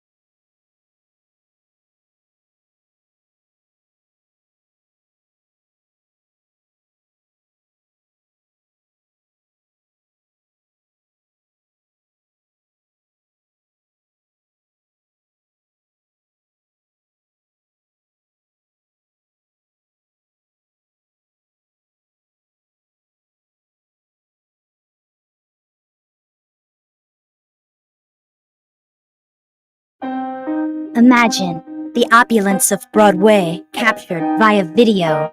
Behold, the future of Broadway is no longer confined to Manhattan. Introducing Super TV3's latest production, Hamilton the Musical. Yes, Hamilton the Musical will take you on a tanned journey through the eyes of arguably this generation's greatest actor, George Hamilton. Written in a sing-song fashion, George Hamilton speaks about his upbringing. Born in Memphis, Tennessee, in 1939. A terribly handsome baby. Thank you. George Hamilton offers us his greatest asset in his singing voice, like this song called It's Like Love at First Bite. And gives crippling insight into the dark side of Hollywood. Susan St. James has halitosis. Take that one to the bank. Thank you. George Hamilton is George Hamilton in Hamilton the Musical. And I says to him, I says, you know, I was in The Godfather. The bad one. Kentucky Fried Chicken in my ham, in my mouth, in my ham. Only on Orlando's Super TV3. Wenches, are you looking for a buccaneer to bed or a first mate to swab your poop deck? Well, no one should have to face scurvy alone. Visit piratesonly.com. Think of the pirate possibilities, such as Clamdigger 69. I'm Clamdigger 69. I have plenty of toys and eccentric things in Davy Jones's locker, if you know what I mean. Again, that's Clamdigger 69. But let's not forget about Make My Roger Jolly. I'm Make My Roger Jolly. Allow me to be the first one to truly discover your booty. I'm Make My Roger Charlie. Pirate 542. Arr, arr, arr. And Captain Swain, too. Hey, don't forget about me. I'm Cabin Swain, too. You can come and frolic around my mizzenmast. I'm Cabin Swain, too. Find your buried treasure at piratesonly.com, where X marks the spot. From PP Boy Records, the 28th installment of the #1 compilation, bringing your favorite songs from the early 21st century. Now that's what I call dubstep.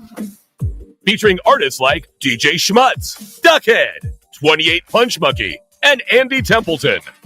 For example, who could forget this ditty? And of course, this heartwarming toe tapper. You remember dancing with your best girl to this one? It's a blast from the past, from your bar mitzvah. Nothing says Mazel Tov quite like this.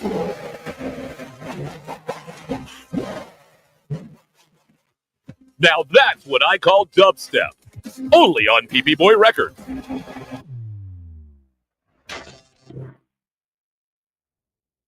The twilight years are the best years of your life. But you might not know that if you're just watching TV. Hi, I'm host Chris Christopher. And I'm Neil Scheinfeld. Getting older offers insightful commentary and wisdom to those of you enjoying your last years. We understand you have, at best, 4 more years left. Getting older shows old people, not unlike yourself, doing things exceptionally better than you. Drop us a line to be featured on the next episode. And do it quickly, sooner rather than later. Time is a precious thing, and so is tuning in to Getting Older. Looking for professional installation for that fence? Don't want to do it yourself? Look no further than Fence Crafter, Central Florida's newest and coolest wall building company. If you're like me, you want a yard wall built exactly for your personality, and Fence Crafter will absolutely do it for the least amount of money. If it's important to you, we'll do it, guaranteed. Custom painting, 3D print renderings, and free shipping is the Fence Crafter way of business. Call or find us on social media for your free estimate. Fence Crafter.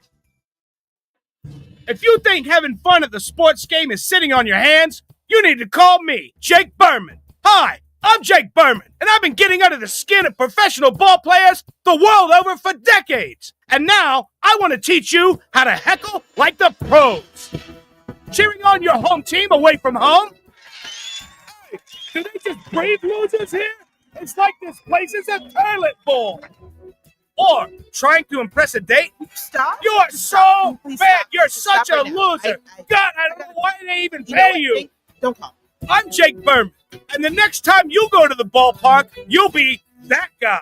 Call 415-2399-878-61515. Again, that's 415-2399-878-61515. Jake Berman, 415-2399-878-61515. I want you to be that guy. 415-2399-878-61515. Then pound 10. I'm Jake Berman. Coming soon to the parking lot of a mid-level amphitheater near you, it's the Out of Touch Music Festival. Do you like spending the entire day in the hot sun thinking, oh yeah, I remember them. They toured for over 30 years, and now you'll wait over 30 minutes to hear that one song. They couldn't replicate their initial success, but they didn't break up. Each act guaranteed to have at least one original member. The Out of Touch Music Festival. It's not that new music is bad or you're too old. It's both. It's been called this year's sleeper hit. Prime time tomorrow on Orlando's Super TV3. Where's the girl, Miero? I'm afraid you'll have to try a little harder, Hernandez. Where did you pull her? She's too big to fit in these drawers. And she is made of bony skin, not invisible matter. I know she cannot be standing right here. Clever detective, but not clever enough. ¿Por qué, Miero? She's just a girl. A closet-sized girl. Dios mío, there's a closet door right here. Oh no. No, don't open that door! Harry DeLipschitz and Jim Mahoney star in Milfana Hernandez, Detective Milf. Only on Orlando's Super TV3. You've seen the phenomenon of making a murderer. Now it's time to go a bit deeper. Super TV3 now brings you Making a Shoplifter, the documentary tale of a man accused of an unspeakable crime. Do you know why we brought you in? No. Oh, you know what you did? No. You stole something. I ain't stole nothing. What was it? I ain't stole nothing. Yes, you did. I bought this with 2 quarters. I had them the whole time. What did you steal? Nothing. The riveting drama. I don't know who planted them crumbs on me, but they don't want me out of this security booth. The shocking admission. What you doing? Nothing. What you doing? I don't know. Yeah, well, I don't know. Yeah. You know. well, what they got you there for? Yeah, I've been sitting here about around 18 minutes. Ma, I really have to pee. You at the mall? Drama unhinged. We have the evidence, the surveillance tape. Your Honor, he stole a bag of bugles. I hate bugles. Sir, you are currently wearing bugles on your fingers. Playing witch fingers don't make me guilty. I just like to have a good time. In a new 18-part series, Making a Shoplifter. Don't miss a single second. Only on Super TV3.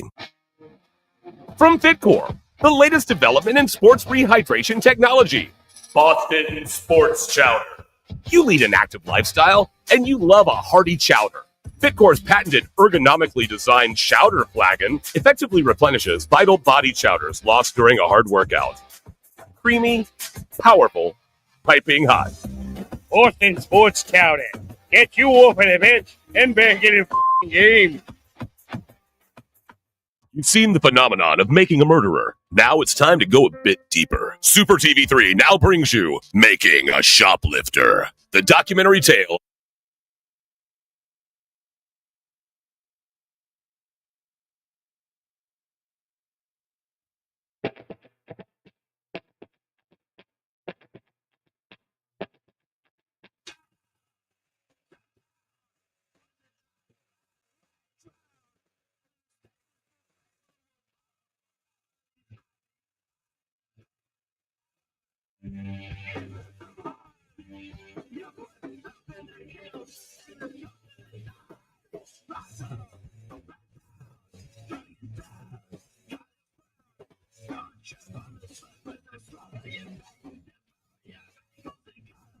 Welcome back to Pop Culture Radio.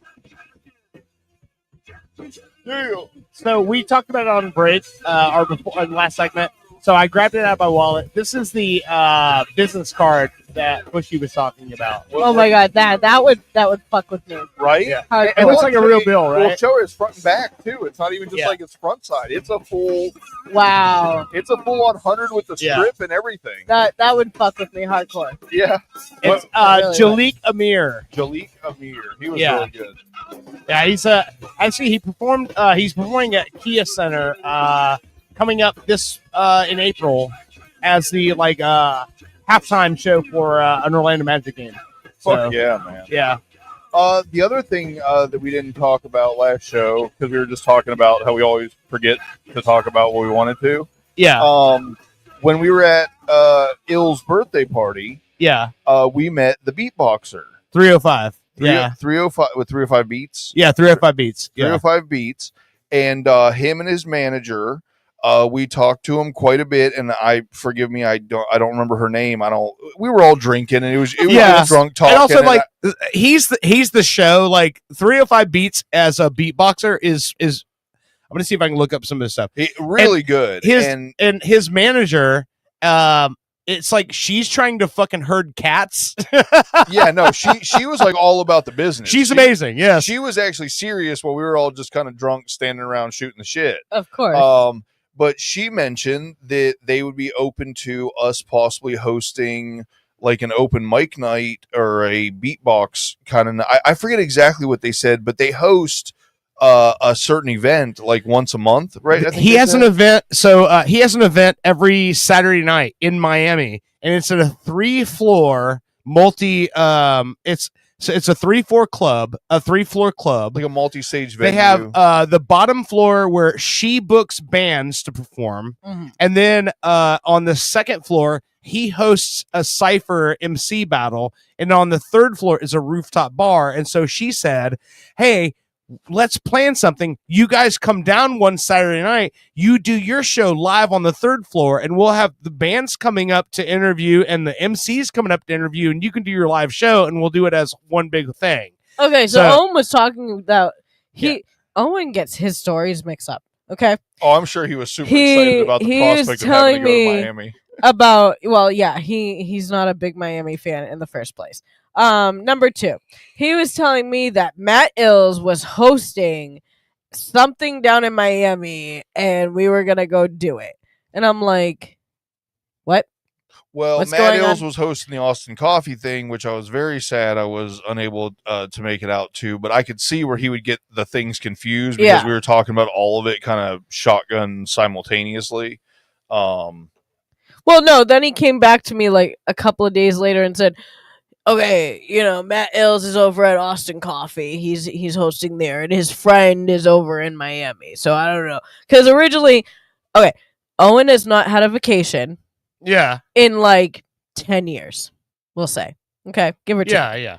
So we were planning a vacation like at an all-inclusive place where they might even take dogs. Right. And he found some in Tampa. So when I've also mentioned like going down to Deerfield Beach because that's where my cousin is. Yeah. With, her family. And it would be I'm great sure for that excited him. Well, I mean, at least the kids would play with each other. She has 2 little ones. And they love, seeing Jackson and my other 2 littles.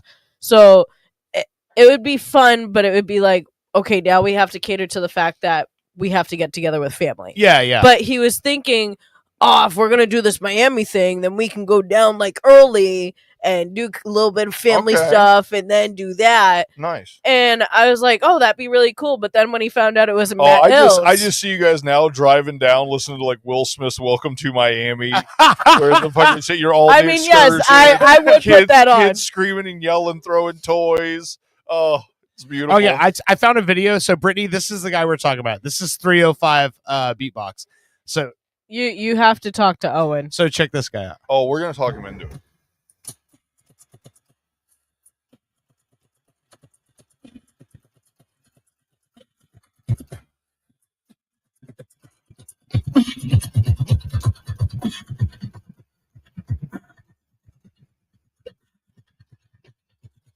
It says his loop master is hooked into his truck.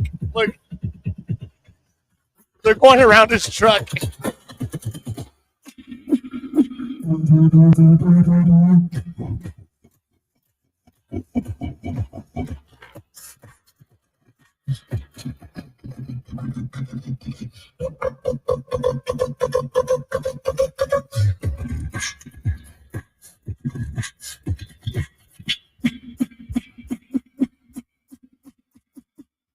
So I'm actually really glad that you like I haven't watched this before. 305 Beatbox. But I'm really glad you played that in particular because what I noticed about him that was different than a lot of beatboxers is he actually goes for the super low bass. Yeah. Not just the sound effects and the thump and all that. Like he actually goes for the drop and like some really low tones. Yeah. And it was really funny because when he was beatboxing at the bar, the system there couldn't really handle his bass, what he was trying to do at first. So then he tailored it and he dialed it back to where it sounded good on the system. Yeah. But I'm really interested to see what that guy does with a true, like a full sound system. Yeah. Because you could tell that it just couldn't pick up what he was trying to put down. But so yeah, you guys are gonna have to like sit there because I told Owen, I was like, you choose the vacation because he needs one. I've been on one, so he really needs one. I thought you used to go on a cruise ship like every month. When I was younger, yeah, I used to go on a ton of like twice a year. Those are maybe still more vacations. than that. But that was when I was younger. Nowadays, that was last year. But a lot of well, people. yes, I just went on one last year. But I'm saying like that's the one she's counting. Guess what? Just because you were too young to work doesn't mean you still didn't go on a vacation. I exactly. I understand that. I've been on a lot of Apparently not. vacations. But I said to You him, said one. I said to him, you need to figure out, because no, he got so mad at me the other day. Okay. He literally like flipped his lid, got the way my mind works. And now, mind you, I'm in therapy now, so I'm trying to like even it out and not make it race and come up with all these fucking crazy shit to do. Let me dial it back. I didn't realize you were crazy. Oh, I'm very crazy. I'm manic. How did you not know you've been on a show with her? No, I thought it was 4 years. I You've thought it been was on a show with her. jokes. You know, we do all the joke stuff. No, I'm still manic. We get it. But so I said I to just him, held out hope. we thought my cousin was gonna come up here. Kill you? Yeah. Oh. Because it's school vacation week. Yeah. It's ending, he goes back to school on Monday. Her kids had the same school vacation week. So they were going to try to come up for a night or two. Yeah. To, do a all-inclusive whatever and hang out with us.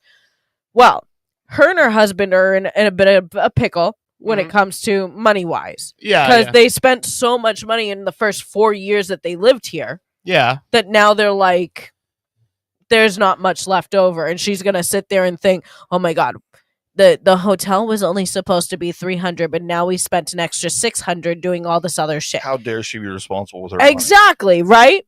But okay.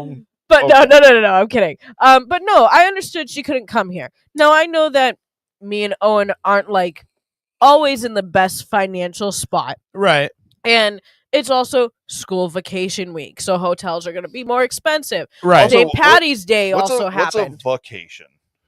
Huh? What's a vacation? Vacation. Oh, I always heard it was vacation. Vacation. You like- Vacation. I don't know. Vaca- Listen, I'm I from guess Boston. We don't everything- pronounce anything right. Everything in Boston sounds like fuck. She says Exactly. She says it's a vacation.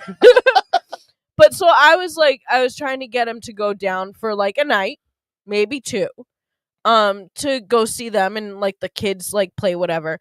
And then I was like, oh wait, it's vacation, so everybody's gonna be doing that. St. Patty's Day was happening on Tuesday, and people are getting drunk. We don't really need to be around that. So Why'd you come here? I meant with the kids. But so then I was like, maybe when we were originally planning to do the vacation that he wanted to do, we could go during that time down there, and find a spot where we can bring the dogs and it's all inclusive and whatnot. You're big on the all inclusive. That's what he's big on. Which I'm totally down with. If that means our food's included, our alcohol's included, and the kids can like play at the resort, I'm 100% there. Like, cool, great. It means it costs us less. We don't have to worry about anything. But so then I started getting all these things on Facebook, all these ads about Margaritaville doing cruises. They have a cruise pass. So weird that you would be looking up stuff for vacations. I and then all of a wasn't. sudden they would start piping in vacation advertising to you. It's odd how that happens. So I told him, I was like, Margaritaville's doing $59 a night. Kids sail free. You Of get course, 50% off. mine is I bring up something about killing a rat. Next thing you know, I've got fucking Vulcan rat trap in my goddamn feed. Every third fucking video about how amazing it is that it kills rats by just falling in this little trap door. Well, so it's completely humane. They fucking look over the fence, a razor blade slices their throat. They never see it coming. Meanwhile, we got Margaritaville Brit over here. Well, so then Owen blows up at me because I've mentioned a few different things we can do for the vacation that he's looking to have. And he's like, so I'm confused now. Like, are we doing what I originally planned, or are you like wanting to plan these other I'm saying, I gave you fucking options. You can figure it the fuck out. The ball's in your fucking court now. Told you, cocksucker. You fucking cocksucker. I fucking told you. Here's your fucking options. You fucking pick one and you fucking stick with it. And I'm fucking tired of talking about this fucking. she made Owen sound like Mexican Chuck Norris. But no, Owen like sits there and he's like, And I think this stems from like, I know that I've taken on some of my mother's like, I have this idea, this idea, this idea, this idea, but I don't like follow through with them unless he says we can follow through with them. So it's like I plan this, but then I'm like, okay, let's not do it because you have another idea going on. So I might mention something and now I'm like, I shouldn't mention anything because if I do, you're going to fucking freak out and think that's what I want to do now. Well, how dare he think you mentioning something you want to do is something you would want to do? What a crazy person. But we're a family, so what does that have to do with anything?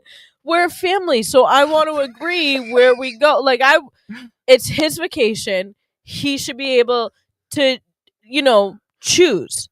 I gave you options, so if you want to do the thing in Tampa, wait. So hold on, he's supposed to choose, but you gave him options.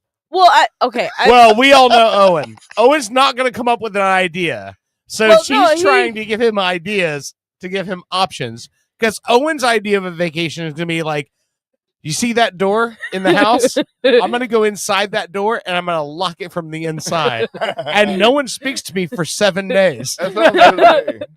I have a bucket I will shit and piss in, and I have rations to last me. That's Owen's idea of a vacation. Probably is. Right? Probably is. Can you, Bushy, in your head? Oh, no, I'm not refuting that. No, hold on. In your head, can you picture Owen on a beach? No, me and Owen are kindred spirits that way. Like when people say like, oh, don't you like I make fun about vacations and not going out. I don't like to go out. I am perfectly fine not going out. The only time my idea of a vacation is not having to go to work that day. The only time I like going out is to support something that somebody I know is doing. Okay. Yeah. You know what I mean? Yeah, like concerts. See, Owen shows, dreads that because he's like, I want to go, but there are people there. Yeah, no. See, oddly enough, like it doesn't bother when I'm going to show love to something somebody's doing. I don't get that anxiety like that. Well, and also what I think that Owen, and so just so you know, like the whole idea was, these 305 Beatbox and his manager are familiar with the show, and their whole idea is that, and they when they said this, they meant all of us. Yeah. Do a live broadcast from their event. Yeah. So their idea was that all 4 of us would be there broadcasting live. And then when he would host events, and I remember bringing up to him remember we talked about the plunger spray paint with the sandpaper? I think it was, maybe you weren't on the show that day. Jerk off contest. So I mentioned like back in the day when I would do shows at like, pubs where I had to do like multiple shows. They were like, hey, come up with a way to give a bar tab. And me and Rocco came up with the idea. We had these plungers with the wooden handles, and we would spray paint the handle, and you would plunger like 5 plungers to a table. And then you would say, who wants to win a free bar tab, women only? And you hand them a piece of sandpaper, and then the music hits, and they have to sandpaper all the fucking paint off. Of it. And so she's like, oh, we could do that there. That would be fun. And one of my and so they want us to like do a live show broadcast, but also kind of like host the event. One of my favorite things she said that night was when you were telling her about it. She goes, "What grit sandpaper?" Yeah. I'll tell you, Owen loves he loves the show. Yeah. But there are times when all 4 of us are here, and he gets into his brain, and he's like, how the fuck can I make this fun for everyone? Yeah. And I'm like, what was that face? It was terrifying. Don't ever make that face again. And I'm like, babe, everybody puts in something and it makes it fun. So you don't have to worry about it. Like you can come up with, to make it pop culture. Yes. You can come up with your stuff, but at the same time, you don't have to be the person that is giving so much that other people aren't giving as much. Right. Owen, and no, that's what Owen does. So Owen writes the show, right? Every week when he shows up, he's got his, and again, we don't get to everything that he has written out. Exactly. But Owen tries to come up with a way to thread all these things in to makes everybody gets a chance for their opinions and their care strong about. points to Yes. be part of Yes. the show. And I totally get that. But what Owen doesn't get, and that I tell him time and time again, is that Owen just being a part of the conversation is enough. And when we do like a live event like that, I'll be completely honest, seeing Owen at a hip hop at a rap battle, that is going to be hilarious. going to be the best fucking part of the show. Because like even when his interaction with Matt Ills and like understanding the whole like origin behind rap battles and the way they all started, I know to him like that hit home for him. He's like, that's cool. So you come up with a way to like for people to settle a disagreement without getting physical and violent. Exactly. And so he loves all that. But at the same point, seeing Owen in a crowd at a rap battle would be fucking hilarious because he's experiencing it for the first time. I love shit like that. I don't think he credits himself enough. He doesn't. His character is that guy. His character is that guy who's seeing something for the first time and not knowing how to react to it. Yeah. And that's fucking great. Like sometimes that's all there needs to be, you know? I said to him, the thing that makes the show is all of our different personalities that go together. Yes. And the fact that the way that we do conduct interviews is we do our homework or we watch shows and we ask the things that are like more personal. Right. We make it a personal basis, and that's how, him being the personality that he is that he's older. He's the geek. He's the older geek country boy. He's younger than I am. Country boy but can't he survive. He grew up with older sheltered, people. Right. So, well, by the way, Matt Ills has shared last week's show on all of his networks because he said that interview was the best interview he's done in forever because we all asked questions that nobody else asked.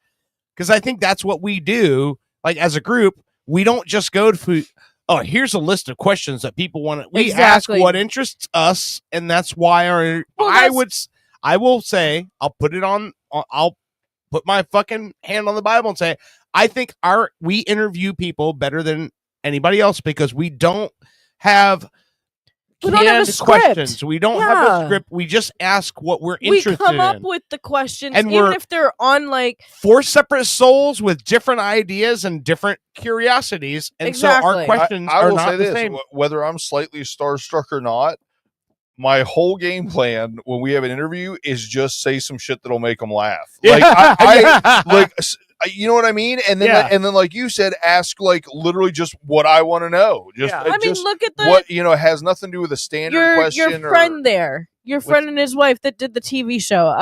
Back to the Frontier. Jeremy and Lena. Yeah. Yes. Like when they were on the conference call with us, and even when they were in the actual studio, the questions that we asked were more ones that hit home than the regular like, so what was it like? How did you feel about it? It was, do you continue doing the things that you did on that show? I like this. Let's talk about how awesome we are more.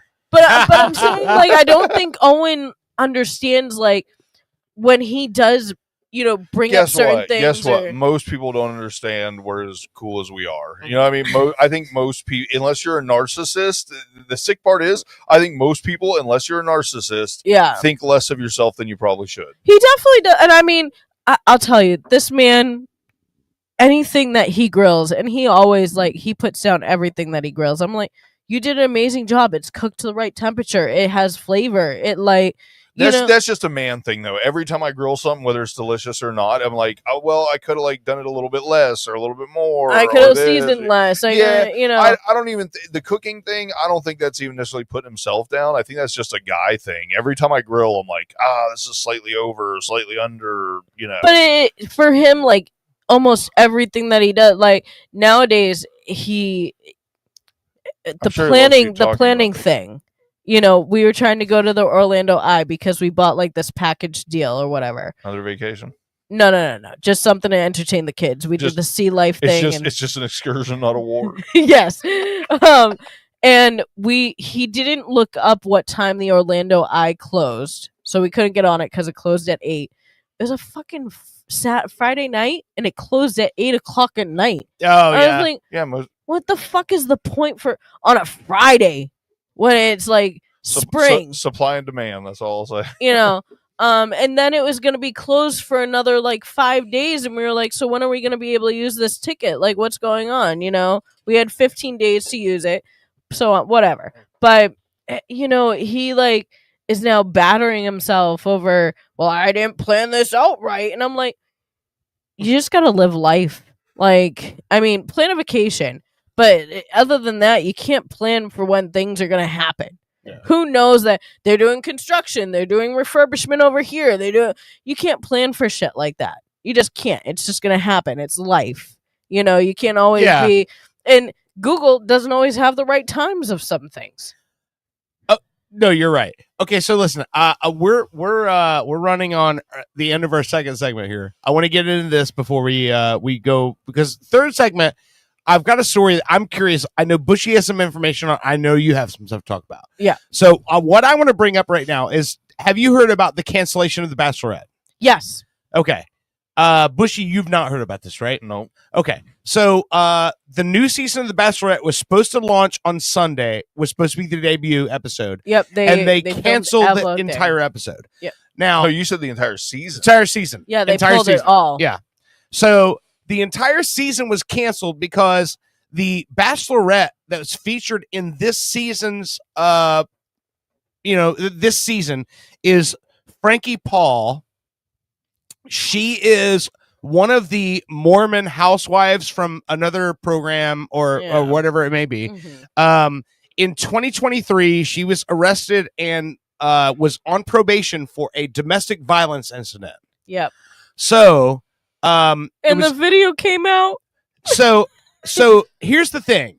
The network that picked her to be the Bachelorette knew that she was on probation for a domestic violence incident, and they still chose her as the Bachelorette, filmed an entire series, put 24 men on the line trying to win her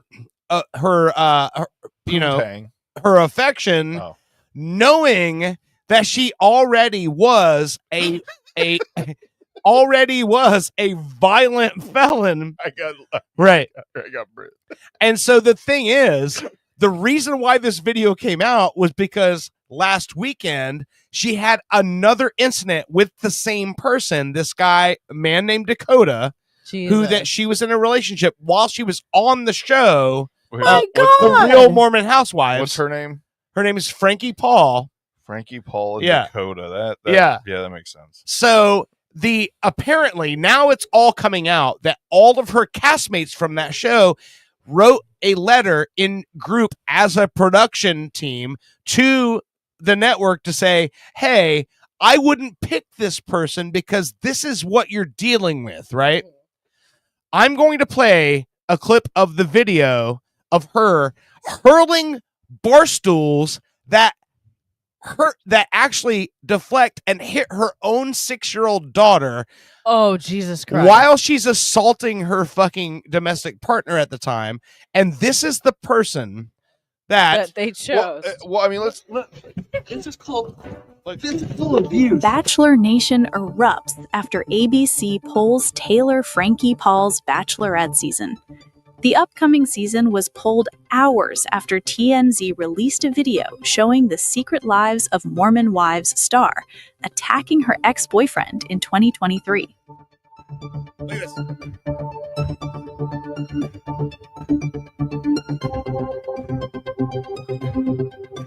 She's hurling fucking bar stools at this guy. Well, I mean, let's be real. I don't know a ton about Mormons, but let's just say I wouldn't. Look at this. Watch how she throws this thing. I wouldn't think that a true Mormon housewife would then a couple years later be on Bachelorette. The Bachelorette. Yeah, wouldn't you want to take a few of them? I'm pretty sure divorce all of them? Okay. Divorce is looked down upon. Those bar stools that she's throwing, right? Yeah.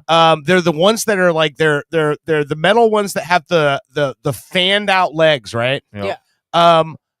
Those things are heavy as fuck. Yeah. Just when I watched that right there, I've seen those before. I know people who have those at their house. I've been around those before. Lots of the patio bars in Orlando, they're the outdoor bar types, have those, right? Those things weigh like 40 pounds. Jesus. When you see her throw it, and one of those, her boyfriend at the time puts his hands up, it deflects off her, hits her daughter, knocks her daughter down, and then her daughter starts screaming her name, and you see her eyes do not divert to her daughter at all. She just continues picking up things to attack that guy with. Yeah. So this and when you look at her criminal record, this is obviously a situation where she's gotten away with her behavior because of her appearance for So a you're- long time. You're telling me a reality TV star isn't a wholesome person? Exactly. Yes, but listen, we know that. This is the problem. A major network just fucking invested hundreds of millions of dollars in filming, production, and marketing for a season that will get nothing for them. And why? Because she's hot. Because they ignored every fucking sign they had that said you shouldn't pick this person. And they like ignored everybody that was ever in a relationship with her. But here's another big thing. If that video had not come out, would they have run with this season? Yes. Yeah, exactly. So it just exposed this whole situation of Bachelorette Nation and Bachelor Nation and all this shit, is that the network does not give a fuck. Because I honestly, 100%, after seeing that, I know they knew this shit. Yeah. They were hoping that would happen on their fucking show, is what it was. Exactly. Right. They were hoping that these kind of fireworks would happen on their show and then they would be the viral moment. But Right. because then that came out, they had to backtrack and change their fucking tone. Yeah. But that's exactly what they wanted. I'm going to be real. Do you really think they would have gotten that much backlash if they would have just went ahead with the show? Yes. Really? Oh, 100%. Because now you're putting the I mean, lives I'm not, of... to be clear, I'm not justifying anything. Right. I'm Because just saying in the world that we're living in, They chose somebody who would put... or as the cops put it, in this day and age. Exactly.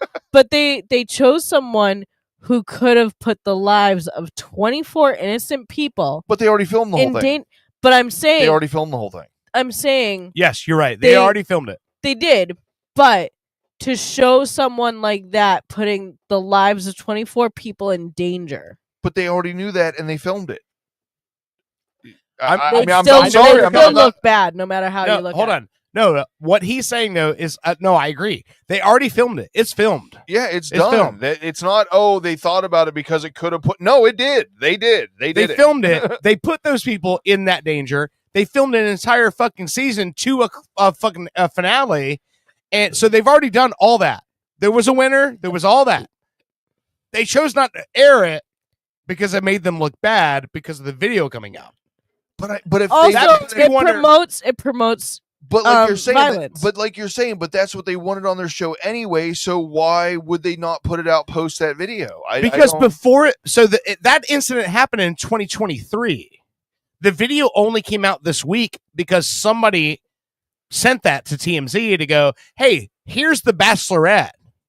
And This what is the she's person." I mean, I understand all that. Like, and I I said, think still- the network, it's just like the Ray Rice video, the NFL player who knocked the girl to out in me, the hotel. if anything, it makes me even more surprised they didn't come out with it. The only reason why they 'Cause they would canceled be the promoting season, violence. the only reason they canceled the season is because the video came out, and then they had no choice as a corporation to go, "Oh, we didn't know." And then I'd make an amazing TV producer because I'd be like, no, you know what? She's hot right now. Put it out. So I'm gonna piggyback off of or segue off of this to Stephon Diggs, a Patriot. Okay, Okay. clearly, let's clear it. A New England Patriot. A New England Patriot. He was let go. Now, mind you, they knew what kind of person Stephon Diggs was, and the fact that he hold on. was coming off an injury when they Tell the whole start. Background. Give Okay. the background. Stephon Diggs has a problem with abuse, is the way that I'm gonna say it. Hold on, he hold has on, hold two- on. Stop. Brittany. Stephon Diggs is an NFL player that plays for the New England Patriots. Who is dating Cardi B? Okay. Yes. Dating Cardi B. Oh, so Had he's a child he's with a, Cardi He's B. a registered Yeah. sex offender. That's why they say that Cardi B wanted to fucking. Oh wait, no, I'm getting Nicki Minaj and Cardi B. Yeah, No, yeah. no, Yeah. Anyway, he was a I'm player for the sorry. New England Patriots. He was released this week. Yep. After an internal investigation on some previous things that were in. Well, something happened back in 2023 with Okay, an ex, yes, and right. she filed in 2025, Yes. in October. So she filed the domestic, assault, Yeah. and then it came out that also in October he decided to strangle and assault his chef while he was playing for the Patriots, like a chef in his house that cooked for him. It was a Halloween joke. What do you want from the guy? But so he No, them eggs was trash, my man. the Patriots stood by him for a little bit, and then were like, we need to split our separate ways, because again, they did the same thing with Aaron Hernandez when shit went down with him. That's really weird. It's only usually when someone gets murdered they do that. Well, I mean, like I said, when they made the contract with him, they made a 3-year deal for, I think it was 26 or 26 million for 3 20, years. yeah. And they made the deal so he only had to be with them for a year, and then they could terminate depending on It what was going on. 1 year guaranteed salary, and the other 2 years were pending what they call internal evaluation or Yeah. whatever. Real quick before I forget, did you guys hear about the I think it was college basketball. I don't know shit about sports. I think it was a college basketball guy. His name's A Million Bugs. No. Oh my god. That's great. I was gonna hold Jimmy Kimmel interview with him and everything. It was hilarious. That- they got him a that- sponsorship with Orkin. Oh god. But so I'm So- sorry, continue, Brittany. Yeah. Patriots have split their way. Now it's looking like he's going back to the Texans. Okay. But Cardi B has left him after they had a child, his 4th child. First child with Cardi B. They've split. And he doesn't have a home team anymore because of the ish that's going on with his domestic abuse and assault on his chef. Like, he was just arraigned in April because they originally were supposed to do it before the Super Bowl. So but what, then I'm the hearing, Patriots, so what I'm hearing is terrible person, probably really talented, and that's why he's still getting kind of exactly bounced around. But the Patriots knew, so when they acquired him, right? He was They just already coming. knew that he was coming out of He was coming off an injury, and they already knew that he had some personality issues. Yeah. Is how they quoted it when I read it out loud. I was like, personality issues. So that means domestic violence, and I'm gonna Basically what that means is strangle like my chef. whenever I hear personality issues in a scouting report for a player, what I hear is that the scout is going, listen, this guy's a great football player. He's a fucking dick, but he's a great football player. Exactly. What are we trying to do as an organization? Win football games, right? I think this guy can win football games for us, but he's a fucking dick. But if we want to win football games, this fucking dick might help us win football games. Exactly. And So that's what it is. the And then only they go, reason- how big of a dick is he? Is it big enough that we won't have to issue a public apology? 50-50. And then they go, we want to win football games. Get the fucking dick. Get him under contract. So, what else I figured out was he filed against his ex-girlfriend, Okay. for extortion. So I don't really know if her civil lawsuit with the domestic abuse is real, because he's filing for extortion against her. So she's trying to get money out of him. Or vice versa. Exactly. I mean, honestly, for everything we know about this guy, it's probably all accurate, and he's just trying to Exactly. money Yeah. her out of the picture. But yeah, But I think that's why the Patriots stuck around during the civil lawsuit, and then we're like, now you've strangled your chef, we can't stick around. We need to cut ties. like, real yeah, quick. you made it public when you did that, and so now we can't deny anything. Exactly. But it's the thing with Mystical. You heard about Mystical this week, right? Mystical. Yeah. Yeah. He's was he facing like life in prison now, right? I don't know if it was life because it was like a sexual battery. It's like a second time, but still they take it pretty light on that shit, unfortunately. I don't think I've seen life. Oh yeah, but it's the same. He's definitely facing prison time. Yeah, but like what? I don't understand it with these guys. It's like you got like the lottery ticket that like so many of us, whether we be athletes or entertainers or whatever, like you got that. And exactly. you fucked it up. You know who I'm honestly sad for is his son, because his son just started kind of blowing up, it seems like. And now he has this going and now on. it's like got, a dark shadow over him. Right. And I mean, I don't know, maybe he blew up earlier, but I've just recently started getting like all of his stuff popping up. And he's really good. It literally is Mystical 2.0. I mean, wow. He's got that just completely off the wall timing. That crazy ass fucking like New Orleans, Louisiana fucking. What it reminds me of is the guys that play the snares in a fucking marching band. Yeah. It's like the rap version of that. Yeah. You know what I mean? Because the guys do the freestyle and throw the stick behind their back and everything. Yeah. It's like the musical or the rap version of that is like Mystical, you know? Okay. But it's sad that a dude that, you know, basically had his own completely unique style of rap is a piece of shit. Yeah. There's a theme here. Yeah. Well, you know who's not a piece of shit? Who? The guy we're going to talk about in the last segment. Oh yeah, good old Afro. The guy who won his case this week. Yeah. All right. So listen, you have something else you want to talk about one before we go to thing, that? yes, All right, what do because wanna- you will appreciate this because I know you're a collector of like all different kinds of signatures and stuff. Okay. So I've collected Disney pins. I've Yeah. collected Disney teapots, which Yes. is very hard to find because it's not really a thing. Cookie jars, huge thing. You could go and find everything. Teapots, not that big. But so I have now started a collection of. You're saying they're little teapots? No. Are they No. short? Are they short and stout? Yes. Do they have a handle and a spout? Of course. Come on. Where's the tea gonna pour out of? You gotta hold something or you're gonna burn your fucking hand, man.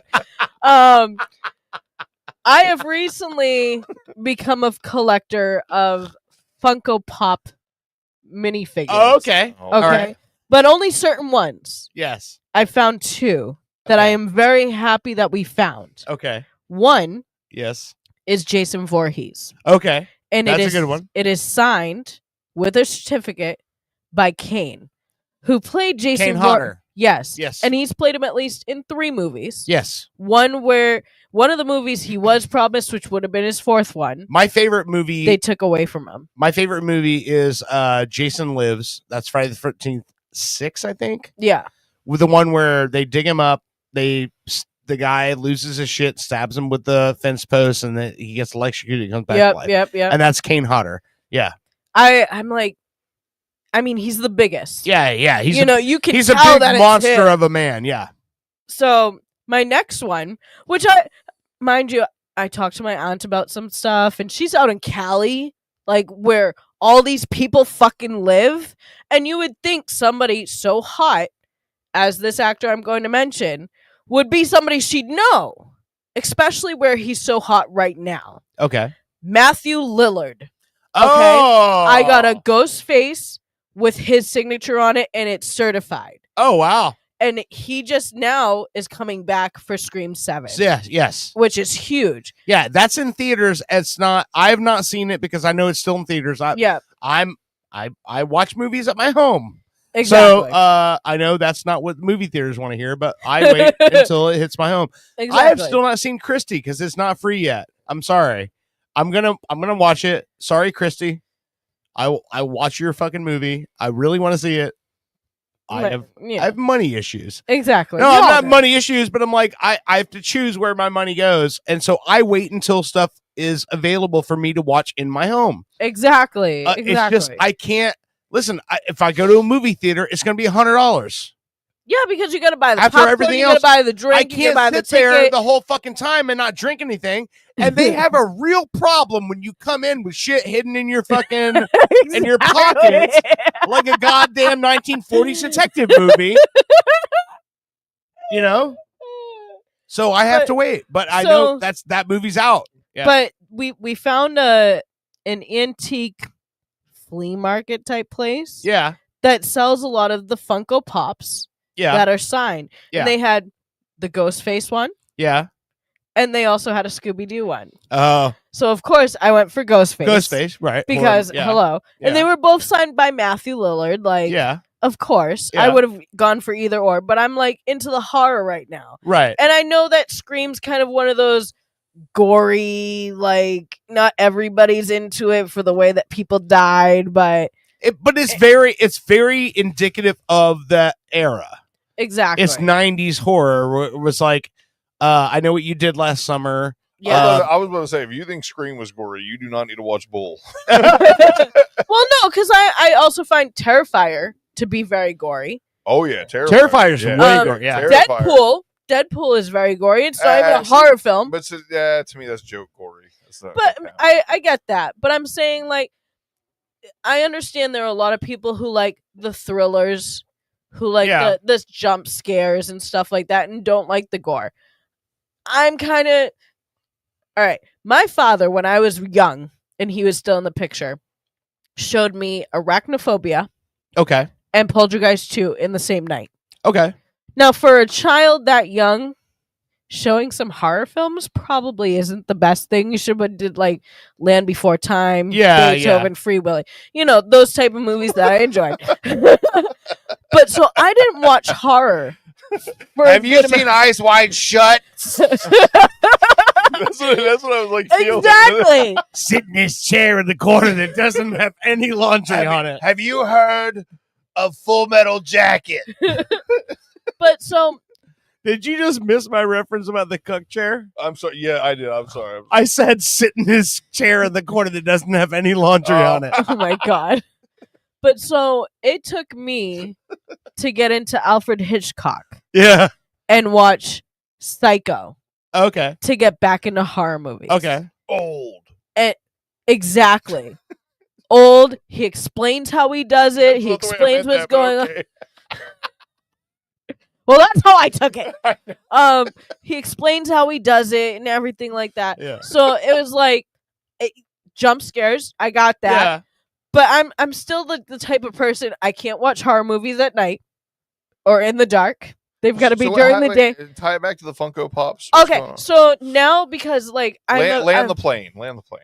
I'm a big horror fan. Yes. That I need to now start collecting the Funko Pops of Okay. the main horror people. Mhm. I mean, Freddy Krueger. And I have to have it signed by Robert Engle. I can't do Robert that. Englund, yeah, it has to be, Englund. I always fuck that up. I You want should to get I gotta get this thing signed by Bob Engvall. You gotta get that Freddy Krueger signed by Laura Ingvall from Little House on the Prairie. I want to get a Funko Pop of Michael Myers, but I heard Yeah. that somebody from the Halloween movies has passed. I gotta get this from signed the by originals. Harvey Weinstein. And I don't know if it was somebody who played Michael Myers. I can or if ask it was somebody Liz. else. Liz will know for sure. 'Cause- Liz has all the fucking Halloween stuff. If it was somebody who played him, Right. I want to find that one. It's got to be the original. Yeah. It's got to be the guy who played him, and I have to have that one signed. So Gunnar, I can't remember his last name now.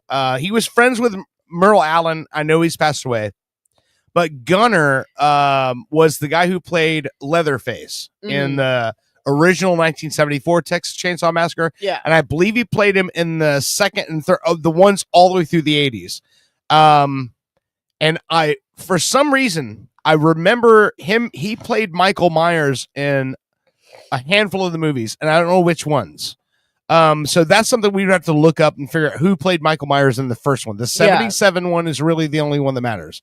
78. I'm not being a dick about it, but like the original Michael Myers is the one that people remember. So Exactly. we have to figure that But out. so this is my. That's the one. The original one is the one that signed Liz's mask. Which Yeah. she has the mask that's signed by him and Jamie Lee Curtis. So this Oh, is my wow. this Yeah. is my predicament now is that I gotta go find these Funko Pops that are signed.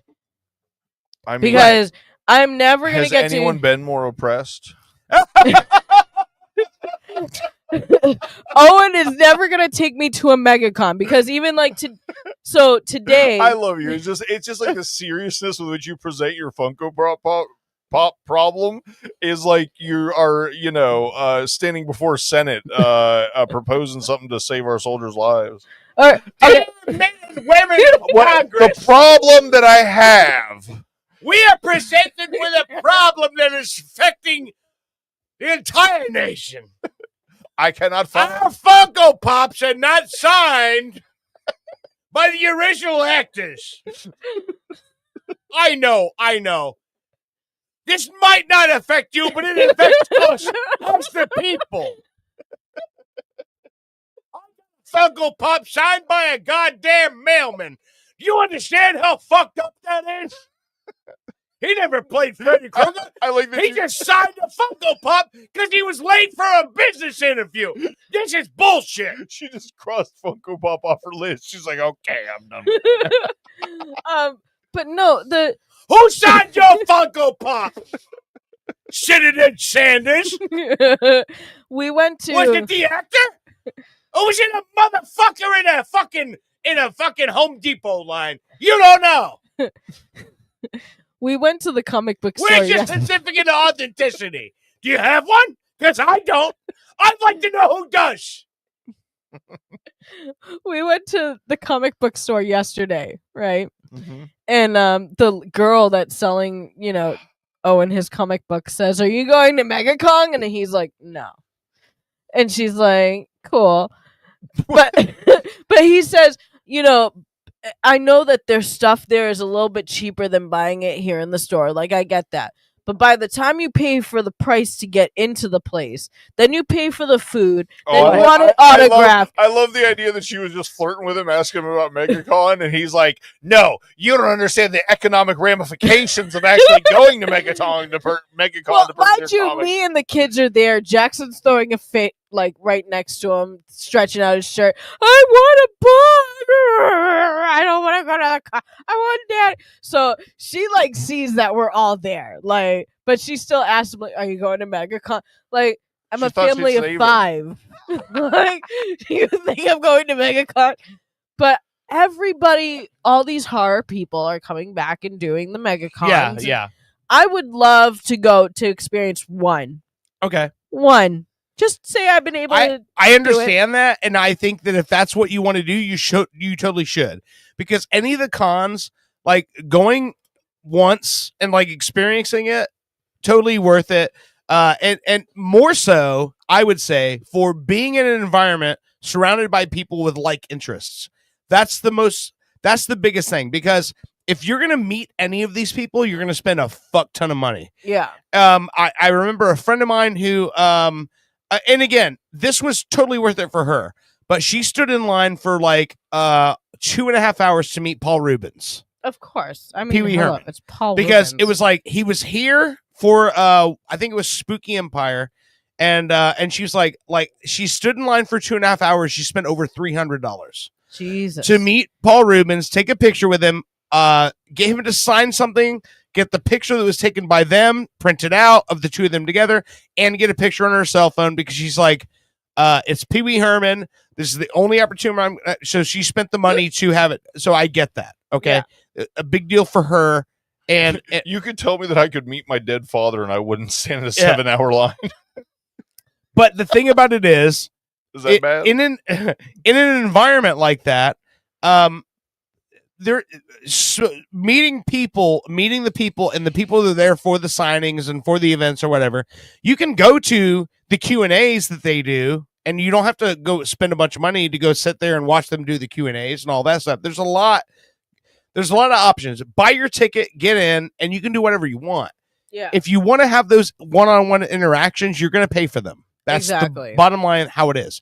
But what I know is that a lot of people I know who go to all of them, the reason they go is because every year they see the same people, and it's a community type thing. Yeah. And they're all there just like, and they're going from booth to booth of these like independent comic creators and independent filmmakers. And there's a lot of filmmakers that make independent horror films all over the country. that you're not going to know about unless you see them. Exactly. You know, and so they're buying VHS and DVDs and things like that. And they're just going because this is the community. This is their like nerd fandom. And that's where they all congregate. I also want to dress up. So I totally get that. I want to be part of that cosplay. Yeah, I get that. But also, like what Owen's saying is 100% true, is that if you want a Funko Pop that's signed by Matthew Lillard, you can buy one online from a collector, and it will be way cheaper than the parking and the ticket and all the other things you have to spend to get into that con in order to get that. So it all depends on what it is you're looking for. Yeah. What is it? What do you want? Because the cons, in my experience, the people that I know who go to those cons every year, it isn't because of who's there and who they're going to meet. It's because of, I'm sorry, the people. I should say, it they're- isn't because of the celebrities that they're trying to meet or the signatures they're trying to It's collect. the community It's they're because part of the of. community of people that they're a part of, where they go every year. This guy's going to be in that, and all their friends that go, and it's their meeting place where they all hang out and they spend a weekend geeking out over this movie. That did you see this one? Did you see that one? And they and that's what it's about. And like, I tried to tell Owen, I kind of have a bucket list. So obviously, you know, a con is on there because I want to go in the cosplay of whatever I feel like going. Yeah. You know what I know that, you know, both of you, well, you probably wouldn't care. Him and Owen are probably the ones who would be like, yeah, do I really want to do that? I would love for us to go and do one night during Halloween of Rocky Horror Picture Show and dress up for it. I'm down for that. I know you would be, and you would be. But Owen's like probably gonna be like, oh, do I really want to dress up for it? And you, I'm definitely not doing it. because I think it would be I'm great a fun for. guy, I'm a fun guy and all, but there are a lot. I think I can get Owen into that. I think I can get Bushy into that. It's a fun time. It's I will. You know, I'm all about the goofy. Fun we're all gonna stuff. make fun of I'm people, not- Bushy. I'm- We make I'm fun not of people asking the whole you time. to wear gold panties, okay? I'd probably ask Owen to wear the gold panties compared to you. Yeah, I'm not. I'd Anybody- ask Dirt listen, to wear the. If anybody wants to do Right. drag, that's awesome. More power to them. Hope they enjoy There's it. nothing to do with drag. Bushy It's- don't do drag. No, it's not drag. It's Rocky Horror Picture Show. Is like Have you seen Rocky Horror Picture Show? hundreds of characters. Only thing I ever seen a Rocky Horror Picture Show was the dude in drag. On Tim the Curry's. Tim Okay, Curry. that's only one character in the drag. entire movie. That is Yeah. the only drag person in the entire movie. I seen enough. They have was enough. Meatloaf is in that movie. Yeah, means nothing to me. Meatloaf, who died like a couple of years ago. You could have said it Meatloaf. was meatloaf with cream corn, and I would have been more excited than. Meatloaf, the singer and band Meatloaf. Right, no, I knew Yeah. that's what you meant from the Okay. start. But he he I don't know rides what a we're doing. motorcycle. Like he's got. You could dress as him I don't know why. Why would I want to do that? because it's fun. Let me dress up like a fat singer I don't care about. I don't. It's for Rocky Horror. He has You're like doing a that right gash in now. his head. That's how I dress every week. I didn't know But- it yet. But these are things that I would like to do. Like I told him, I would No, I get love. it. I would love to rent It's one just of so funny those. because me and Owen are so similar. Like Exactly. I'm sitting here and I already know the fury he's experienced having to listen to this. It's like, I'm not doing that. Why would I do? And then you're like, I'm going to sell it for these reasons. Like, those are all reasons you find fun. Like, they all sound terrible to me. But so then, like I told him one year, I would love to rent one of those apartments Like, that is near I'm- the I'm Macy's. tired for Owen. Macy's store for Yeah. the Macy's Day Parade. So Okay. that way I'm not outside in the fucking cold with the rest of the fuckers, but I'm up in like my nice warm hotel and I'm looking out and I can hear them singing on the TV, but I can see the parade and all the fucking floats go I just by. feel so bad. We were talking for like 2 hours, and the entire time it's all about the plans you're making for the vacations you never take. 2 hours. On other news, Universal. Oh my! That's not even it's the same news. Universal has already announced their hosts for Halloween Horror Nights 35. Okay. And it's going to be Jack the Clown and Dr. Oddfellow. So Jack the Clown is somebody who's come up in many years of their Halloween Horror Nights. Okay, down I here. remember that one. That was that was the main like mascot they came up. It was a Universal created mascot. Yep. I want to say it was in the early 2000s, like 2004 to 2010, somewhere in that brain. Yeah. But it was like the Undertaker character they came up with. Exactly. So, okay. And Dr. Oddfellow is kind of like a Louisiana thing. You know how they have the guys Creole, who do the bad voodoo yeah, type shit. So Yeah. so they have those two as the hosts of Universal's HHN 35. And I've also heard that some of the houses, if not all 10, are going to be based on horror flicks that take part on vehicles or have their vehicles are mainly part of it. I don't know. Okay. I have no idea. Okay. So that's what's coming up So in listen, the news. let's take a quick break. We're gonna watch the fucking pound cake video on the patio, so we can talk about this story because we will not end this show without talking about the greatest victory in recent American history, and that being Afro Man. Afro Man. Yes. So, why is my tablet is acting freaking like a out. dick? Oh no. Oh no. Yes. There we go. I really got to start eating before the show. All right. I haven't eaten a fucking thing. Terrible. All I right. didn't have dinner. You're listening to Pop Culture, and we will be right back.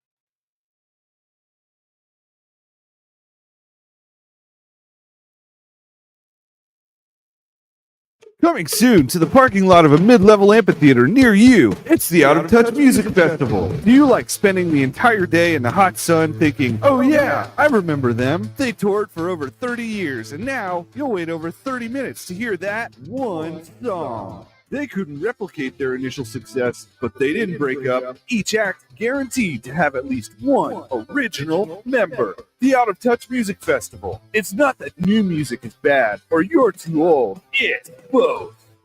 If you want to live your best life, you need to call me, Jake Berman. My life revolves around sports, but maybe yours doesn't. That's why I'm introducing the Jake Berman Betterment Program. Let's hear from a few satisfied customers. He's changed my life. His classes, they mean everything to me. Excuse me. You Sorry. need something? Cheryl, I'm going to need those reports on my desk that we talked about by 5. Do you see my lips move? I am talking to a friend. We're talking to Can you see I'm talking to someone? But don't take my word for it. Jake's teachings really helped me process the death of my grandfather. Here we are to honor this man who loved immensely, who held tightly, who caressed. Hey, come on. Is this a wake or a wake me up? Wrap it up, baby.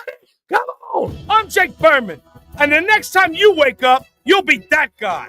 Call 415-239-9878-61515. I want you to live your best life. Call 415-239-9878-61515.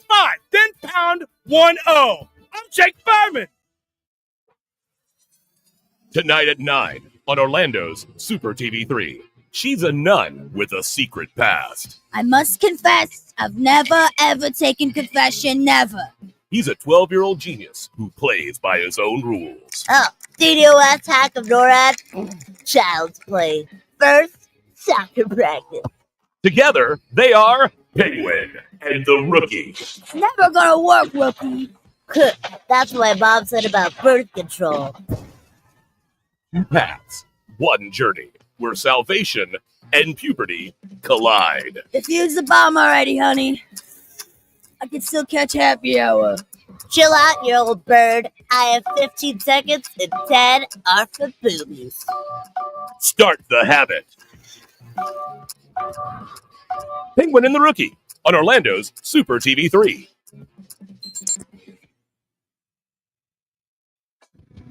Hurricane, but horror won't on my watch. I'm pilot Anthony Migliardio, founder of the only socially funded company that destroys hurricanes. Each year, hurricanes obliterate lives, property, and taxpayers' money. But I can solve this problem. Hurwolf stops any hurricane in any error-prone computer projection by detonating one simple, safe-tested nuclear bomb in the very center of the eye of the storm. Sound risky? After serving despite a dishonorable discharge, I've managed to sneak out with this bad boy. That's the sound of a 40-year-old floppy disk loaded with top-secret codes. Stop listening to phony pseudoscientists of climate change, and let's take back our planet. Only with Hurwolf. Mr. Migliardio will need to confirm or deny the possession of top secret nuclear code. Hurwolf, patent pending, not endorsed by the Better Business Bureau. Mr. Migliardio pleads the fifth. New from the makers of Sicker, the hottest craze in passive messaging technology. Singstagram. You speak it, we sing it. For all the good times. Congrats on graduating. Congratulations on your graduation. And the not so good times. Sorry to hear about your loss. Ooh, your grandma's dead. Sorry for your loss. When you have a song in your heart, but you can't quite get it out. New phone, who dis?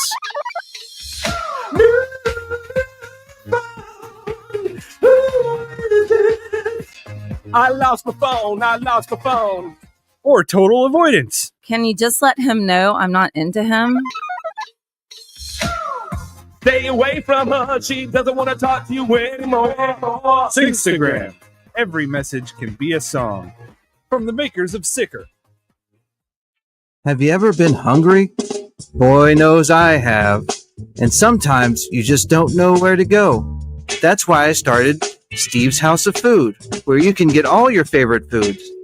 Located in my house, Steve's House of Food has all your favorite foods like chicken, nacho, beef, bean, beets, bread, pan-seared foie gras with a Merlot reduction served on polenta, and snacks. Steve's House of Food, where your favorite foods are now also my favorite foods as well. Please come to my house. Please. Do you handle sensitive information across your servers, but hate taking the responsibility of serious repercussions if they're mishandled? Introducing Hillary Mail. It's like Snapchat for national secrets. My ex must have accidentally sent me nudes. What? No way. Should I open it? Let me see. Yeah.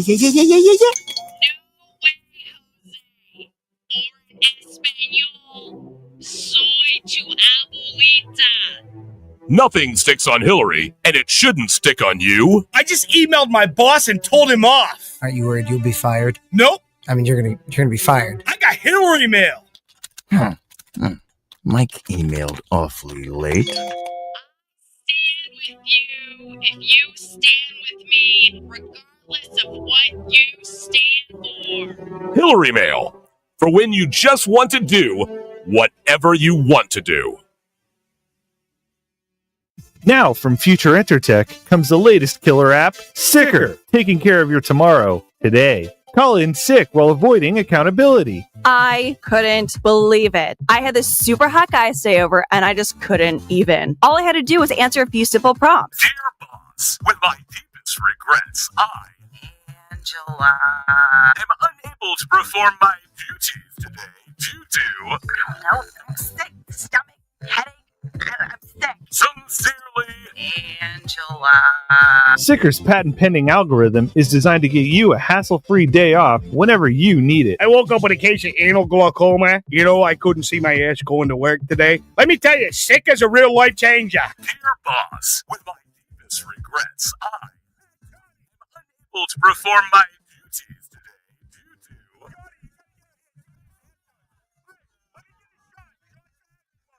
Sincerely, Sicker, taking care of your tomorrow, today.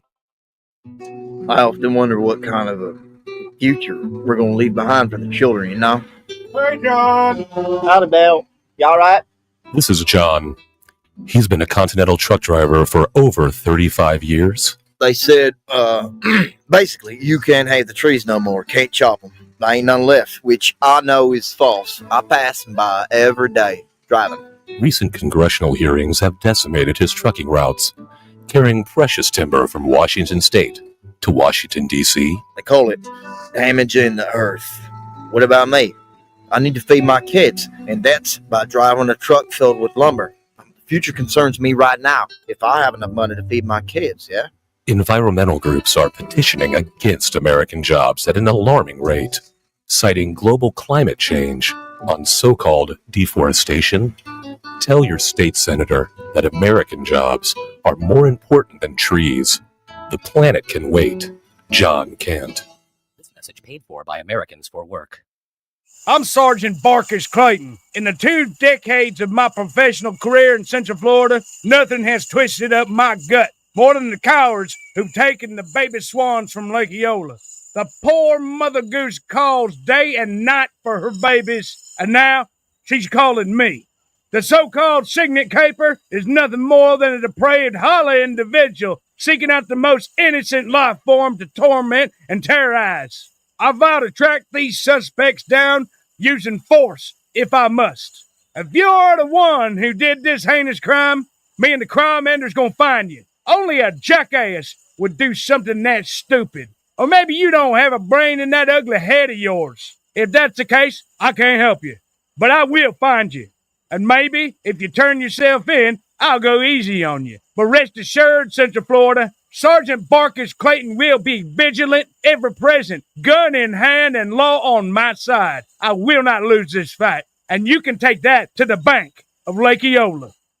The war on vending machines is hitting closer to home. It's hitting the workplace. Salutations! My name is Dr. Patience McCracknuts, PhD. Reap the benefits of healthy living with Dr. McCracknuts' line of tasty vending comestibles. And because Dr. McCracknuts knows a thing or two about those mid-afternoon doldrums and lethargy, we have started dispersing vitamin B12 syringes in all of our vending machines. Lift your spirits and carry on, ladies and gents. Your hunger just met its worst nightmare. Dr. McCracknuts. Coming to a vending machine near you. Orlando's Super TV3 presents a real-world comedy filmed in front of a live studio audience. Locker Room Talk Live. Let's see what the boys get themselves into this week. Make sure there's plenty of towels in there for when the racquet ball game is over with. We gotta mop the shower real good this week. I know they go and pee in there. That's not pee, though. That not pee, though? Hey, I just checked my 401k on the way down here. I'm rolling in it. Rolling in it, Bobby. I bet you'll let me grab it by the huh? You should be so lucky I get my hands on your mother's you son of a bitch. You damn You have offended me, sir. Hey, I'll stuff you back in there like a goddamn bowling ball. Oh, yeah? Well, your mother has the size of her, and if you don't like it, you can take it and shove it way up your. Stop touching him. I'm the stork. Your mother. I'm the stork. They're haunting around for real. Oh. Tune in at 8 to see what people are willing to accept this week. Locker Room Talk, tonight at 8, only on Orlando's Super TV3. Take things to a new level upon Wii with the first annual French Riviera Games. Events include cigarette smoking, depressing filmmaking, scouting, esoteric performance art, and moustache. Fun for the whole family. We will have disinterested mimes that will challenge your child's sense of existential security. And a bounce house. A special appearance by over 50 Serge Gainsbourg impersonators. And Jean Reno. Check out our midway games and events. And Bucket. The French Riviera Games. Where the wine flows like the river Rhone. Coming to an empty field near you. You've seen the phenomenon of making a murderer. Now it's time to go a bit deeper. Super TV3 now brings you Making a Shoplifter. The documentary tale of a man accused of an unspeakable crime. Do you know why we brought you in? No. Oh, you know what you did? No. You stole something. I ain't stole nothing. What was it? I ain't stole nothing. Yes, you did. I bought this with 2 quarters. I had them the whole time. What did you steal? Nothing. The riveting drama. I don't know who planted them crumbs on me, but they don't want me out of this security booth. The shocking admission. Hey, hon, Yeah, what you doing? nothing. What you doing? I don't know. Yeah, well, I don't know. You know. well, what they got you there for? Yeah, I've been sitting here about around 18 minutes. Ma, I really have to pee. At the mall? Drama unhinged. We have the evidence, the surveillance tape. Your Honor, he stole a bag of bugles. I hate bugles. Sir, you are currently wearing bugles on your fingers. Playing witch fingers don't make me guilty. I just like to have a good time. In a new 18-part series, Making a Shoplifter. Don't miss a single second. Only on Super TV 3. Builder's Blocks. Hey, I'm Shay, owner of Builder's Blocks. We get it. January, New Year's resolutions, no one has time for that. Right now at Builder's Blocks with a Z, Central Florida's most ripped gym, we pay you. We literally will pay you and you won't have to work. It's simple. Join and bring 2 friends. Sound easy? It is. We'll even pay you more if those friends bring friends. Stay swole with the pros. Only at Builder's Blocks.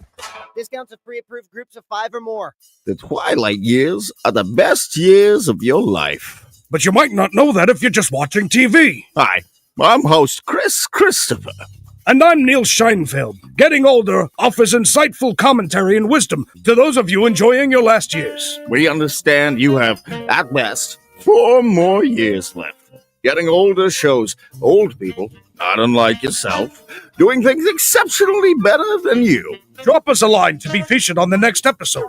And do it quickly, sooner rather than later. Time is a precious thing, and so is tuning in to Getting Older. I'm Julian Assange, owner of Julian Assange's Sausage House, located at Flat 3B in the Embassy of Ecuador in London. If you can't get enough of hundreds of thousands of leaked emails about banal topics of insignificance, at least fill up on me sausage. And for dessert, enjoy a conspiracy in 3 delicious flavors. Crooked Clinton coconut, don't deport me bro mango, and Hacker's surprise. No surprise here. It's criminally good. Haha. Julian Assange's Sausage House in the Embassy of Ecuador in London. Help pay for me cost of living. Free sausage to Swedes. Imagine the opulence of Broadway captured via video. Behold, the future of Broadway is no longer confined to Manhattan. Introducing Super TV3's latest production, Hamilton the Musical.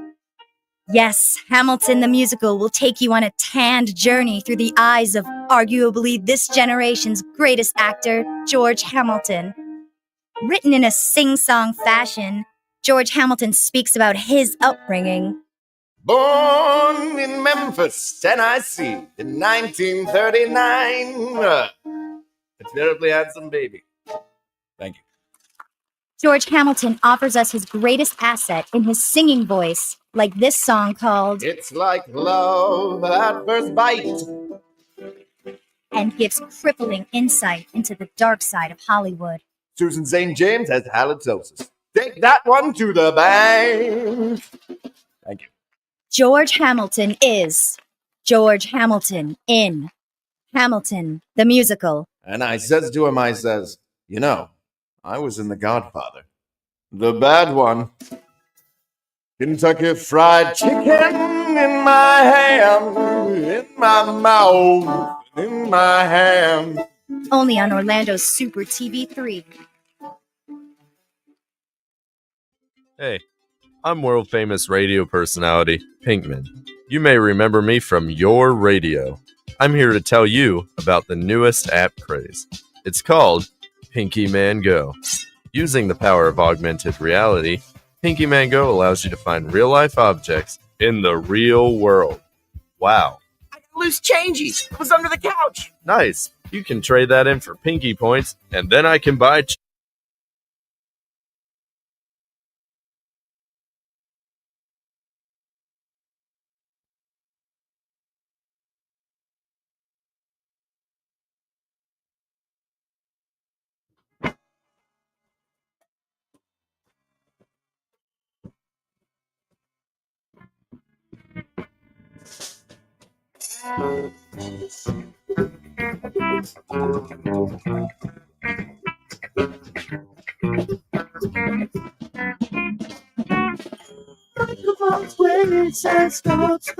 Welcome back to Pop Culture Radio. So, did we tease it? Yeah, we teased it at the end of the last break. So, this week, there was a court case that played out in front of the American public in which I have seen people say, finally, the justice system works. And Mr. Bushy, the floor is yours. You have the story here. Well, I would like to say we all have an extremely stoner lawyer to thank for it all, I would say. Because this man, it was hard even for myself to listen to him talk. You said you didn't hear or see the lawyer or anything? I did not see the lawyer, no. Super big beard, like, probably twice the length of my longest beard. And just... when he talked, he would talk like this, and the entire time, just would anybody expect my client to be serious? I mean, look at this guy. And that was one of the greatest things is he actually But keep in mind, nobody knows what we're talking about. The Afro Man case. I thought you said that. No, backtrack. Tell us the story. Yeah, I didn't bring up Afro Man at all. I've never mentioned him. Oh, all right. Okay. Well, the Afro Man case happened this week, and the police, not station, what am I trying? Police department sued Afro Man. There was a unsubstantiated call that said he had narcotics and a kidnapping victim in his house.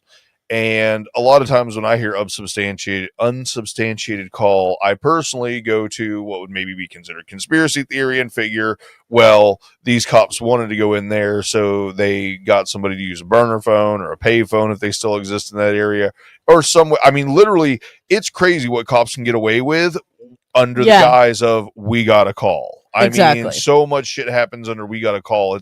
I will tell you this. Unless you're willing to have the death of somebody on your hands, don't call. I'll just put that out there. Don't call unless it's something that you think is a life and death situation. Police never make anything better. That's totally my opinion, not the opinion of the show. I'm sorry, I didn't mean to get all weird or anything.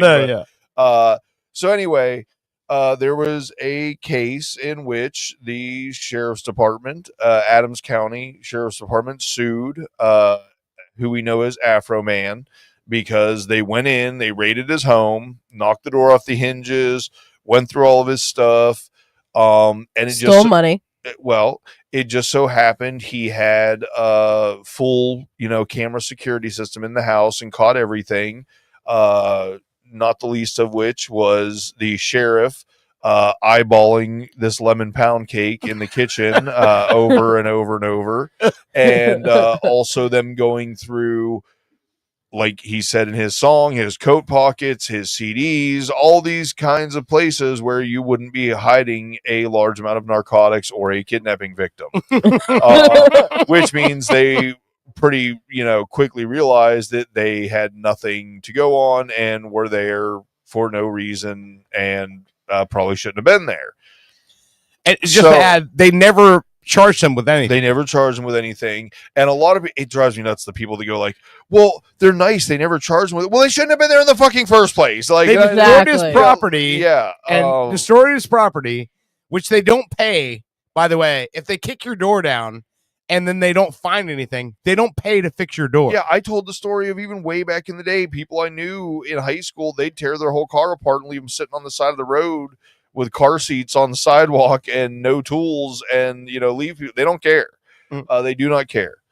I so want to go down hating cops right now, but anyway, there was this case, and because he had all this video evidence, Instead of he didn't even go after the sheriff's department and try to sue them. He just decided, I'm a musician, I'm an entertainer, I'm a comedian. I'm going to use this to my advantage. I'll use some of this home movie, footage, security footage in my videos, and we'll make a joke out of it. I'll make some money, and it'll all be good. And then next thing you know, they're suing him for defamation. Now, I will say this, as much as I watched, I don't know where this jump that I'm about to explain took place, but one of the deputies or sheriff's brother is like a convicted sex offender. Mm-hmm. And so Afro Man went online. I don't know if it was Twitter or TikTok or any of that, but he basically went out and was saying this, one of the sheriffs that raided his place was a pedophile.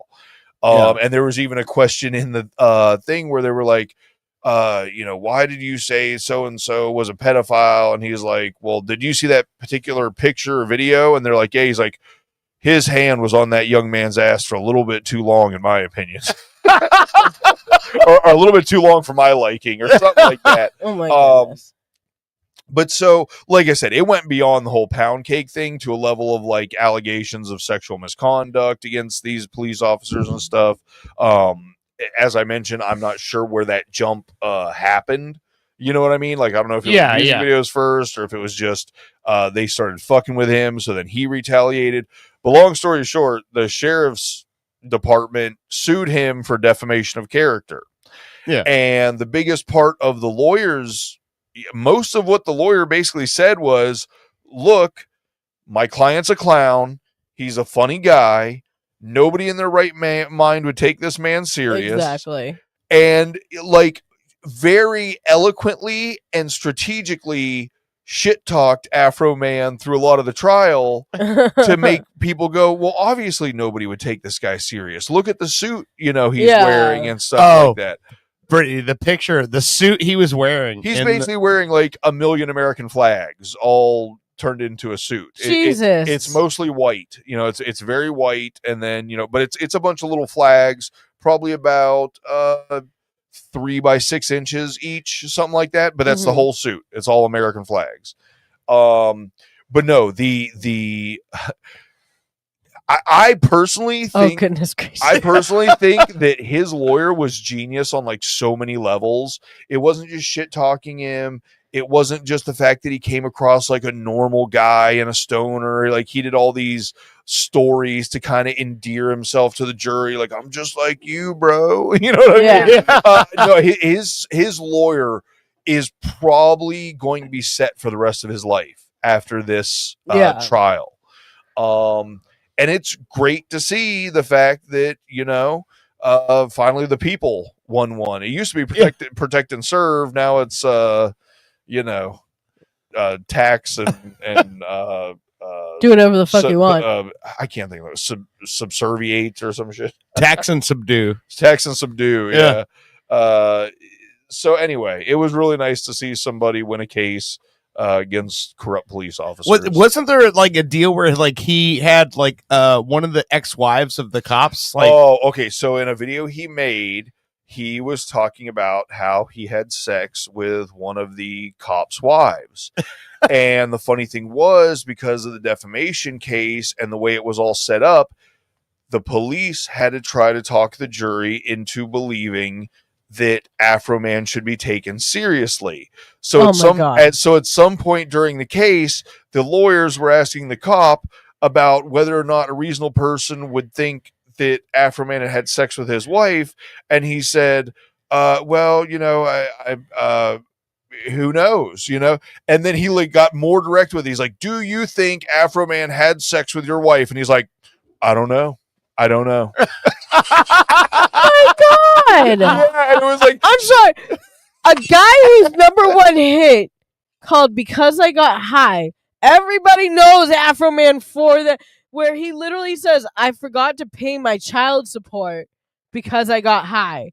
I didn't get groceries because I got high, so I'm eating ramen." Like, that whole song tells you this guy is not to be taken seriously about anything because of the fact that most of the time, most likely, he's high. So he doesn't know what's going on half the time because he's forgotten. He even says in that song where he's like, you got a warrant for narcotics and kidnapping. Yeah. Why'd you get a warrant for narcotics and kidnapping? And he goes, why'd you get a warrant for narcotics? Okay, maybe for narcotics, but why for kidnapping? Yeah, he's like maybe I understand the card narcotics. Or the fact that you're looking in his CD cases. Where I don't know, are we looking for Thumbelina?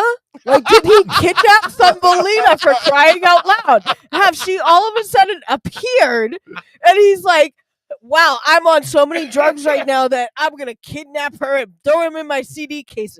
It's not going to happen. Or throw her in my pocket of my nice suits because I have every color of every fucking kind of suit that you can imagine in my closet. I'm going to throw her in my pocket where I hide my money because I don't trust banks. It's just hilarious that the sheriff's department would have enough balls to sue somebody that they wronged, broke into their home, went through their stuff, wrongfully accuse them of like all this shit, and then be like, you owe us money because you've traumatized us. Yeah. Like, I'm making a couple of videos That of should you. tell you how fucking delusional these motherfuckers are. Dude, I can tell you. So I used to work at IHOP in Revere, kind of in the ghetto part of Revere, overnights. So we would have a cop who, maybe one or two cops, sit there and make sure that nobody got rowdy with us, nobody walked out on a check, nobody did anything to hurt us, right? And I had a few nice cops, one who caught me trying to do sexual acts, when I was a teenager compared to when I was Don't talk about it. Anyways, and then there was this other cop who like How are you gonna just casually there was this cop that caught me trying to blow somebody behind the Arby's dumpster. What the fuck? Anyways, Hey, listen, the Arby's dumpster. That was the spot back in the day. That was my spot in fucking high school. I don't fucking want to hear that shit. But so, this one cop, right? So I had the early shift one day. So I got there at maybe like 7 o'clock, and I parked my car right where I could see it out the windows because we're in the ghetto of Revere. I don't want my car fucked with. This cop who drives like, one of those jacked up pickup trucks that the guy's trying to make up for something. Yeah, you said cop. Yeah. So he comes, he parks his car in a normal, parking spot. Did he come before the truck? He Did comes. he park this is the latest cum reference in the history of the show. Third Very segment. true. 1049. First cum joke. That's of this ridiculous. show. I apologize. So, anyways, he walks in and he says to me, "Get in my spot." And I said, "Excuse me?" So you walked around behind the dumpster. I said, I thought "Excuse me?" I was going to make a wet spot joke. But hey, behind the dumpster, yeah, whatever. I said, "What are you talking about?" He's like, "You're in my spot. That's where I always fucking park. You're lucky. I'm about to call a tow truck." I said, "For what?" And he's like, "I'm going to pull it, have them tow it into the middle of Route 1 so that way we can watch it get smashed up while you work." And I'm like, What a quality person. what the fuck is wrong with you? Do you now? Number one, this And guy. I'm sure it was like 0 to 100. Like there was no, hey ma'am, would you mind moving your car? No, I no. think you may have mistakenly parked where I usually park. He was one of those people who thought that everybody liked him. He was very cocky. He thought he was the most handsome cop on the force and everything else, and thought he was funny. And I am not the type of person who ever really liked cops. I did have a few good ones that I was like, "Hey, you're No such cool, thing. whatever." But I said to him, I was like, "What the fuck is wrong with you? Like, do you really think you're funny? Because you're not. You need like a whole new fucking And personality." I'm sure that went really well for you. Well, he didn't fuck with me again. Oh, He never wow. said anything to me again. First time that's happened. In that way, shape, or form. He was always like, "Hey, how's it going? You having a good day? Cool." Like, he was really nice after that. But like, he would try to joke. Like, I knew that he would try to fuck with me every so often when I worked and he was like helping us out. But I just kind of ignored it. But when you threaten to pull my car into the middle of traffic on the busiest highway that we have and let it get smashed up because I supposedly parked in your spot, your name's not on it, sir. No one's name's on it. Well, you just need to make a couple songs and win a court case, and you and Owen Exactly. can go on all the Funko Pop trips you want. All right, you guys want to hear some Afro Man after jury sides with Afro Man in the civil lawsuit? Yes. This is from the Ohio Adams County, apparently Ohio. This is their local news report. Here we go. I didn't win. America won. America still has freedom of speech. It's still for the people, by the people. Afro Man becoming emotional there as he says this fight was bigger than him. It was about free speech and what he describes as corruption in this sheriff's department. I spoke to one supporter who came all the way from Dallas. I have more on that and more reaction from the rapper tonight at 11. In Adams County, Jay Shakur, WCPO 9 News. I respect that man still as a Plymouth Prowler. I respect the fact that the guy who was giving that testimony that reporting was a guy named Jay Shakur, and no one made a Tupac reference. But I mean, good for him, because I'm so upset with like how our systems work. It's just nowadays. so funny that they sued him for defamation, and knowing he had all this footage. Yeah, exactly. They don't care. That's kind of the point, Dirt, is you know how many of these videos I watch where the people are getting like abused or, excessive force, and they're like, I'm going to sue you. And the cop goes, it's on body cam. I don't care. Because the whole qualified immunity thing, it's insane. I've been like doing that Facebook reel scroll every so often. Death scrolling. That's how I live now. Yeah. And I mean, I saw them pull a handicapped guy who like literally cannot use his legs or anything. They're like, get out, stand up, get out of the fucking car. Yep. Dude, I'm disabled. I can't. And they rip him. I'm like, I seen one where they were screaming and yelling at a deaf guy from behind him and then tase him and beat the crap out of him.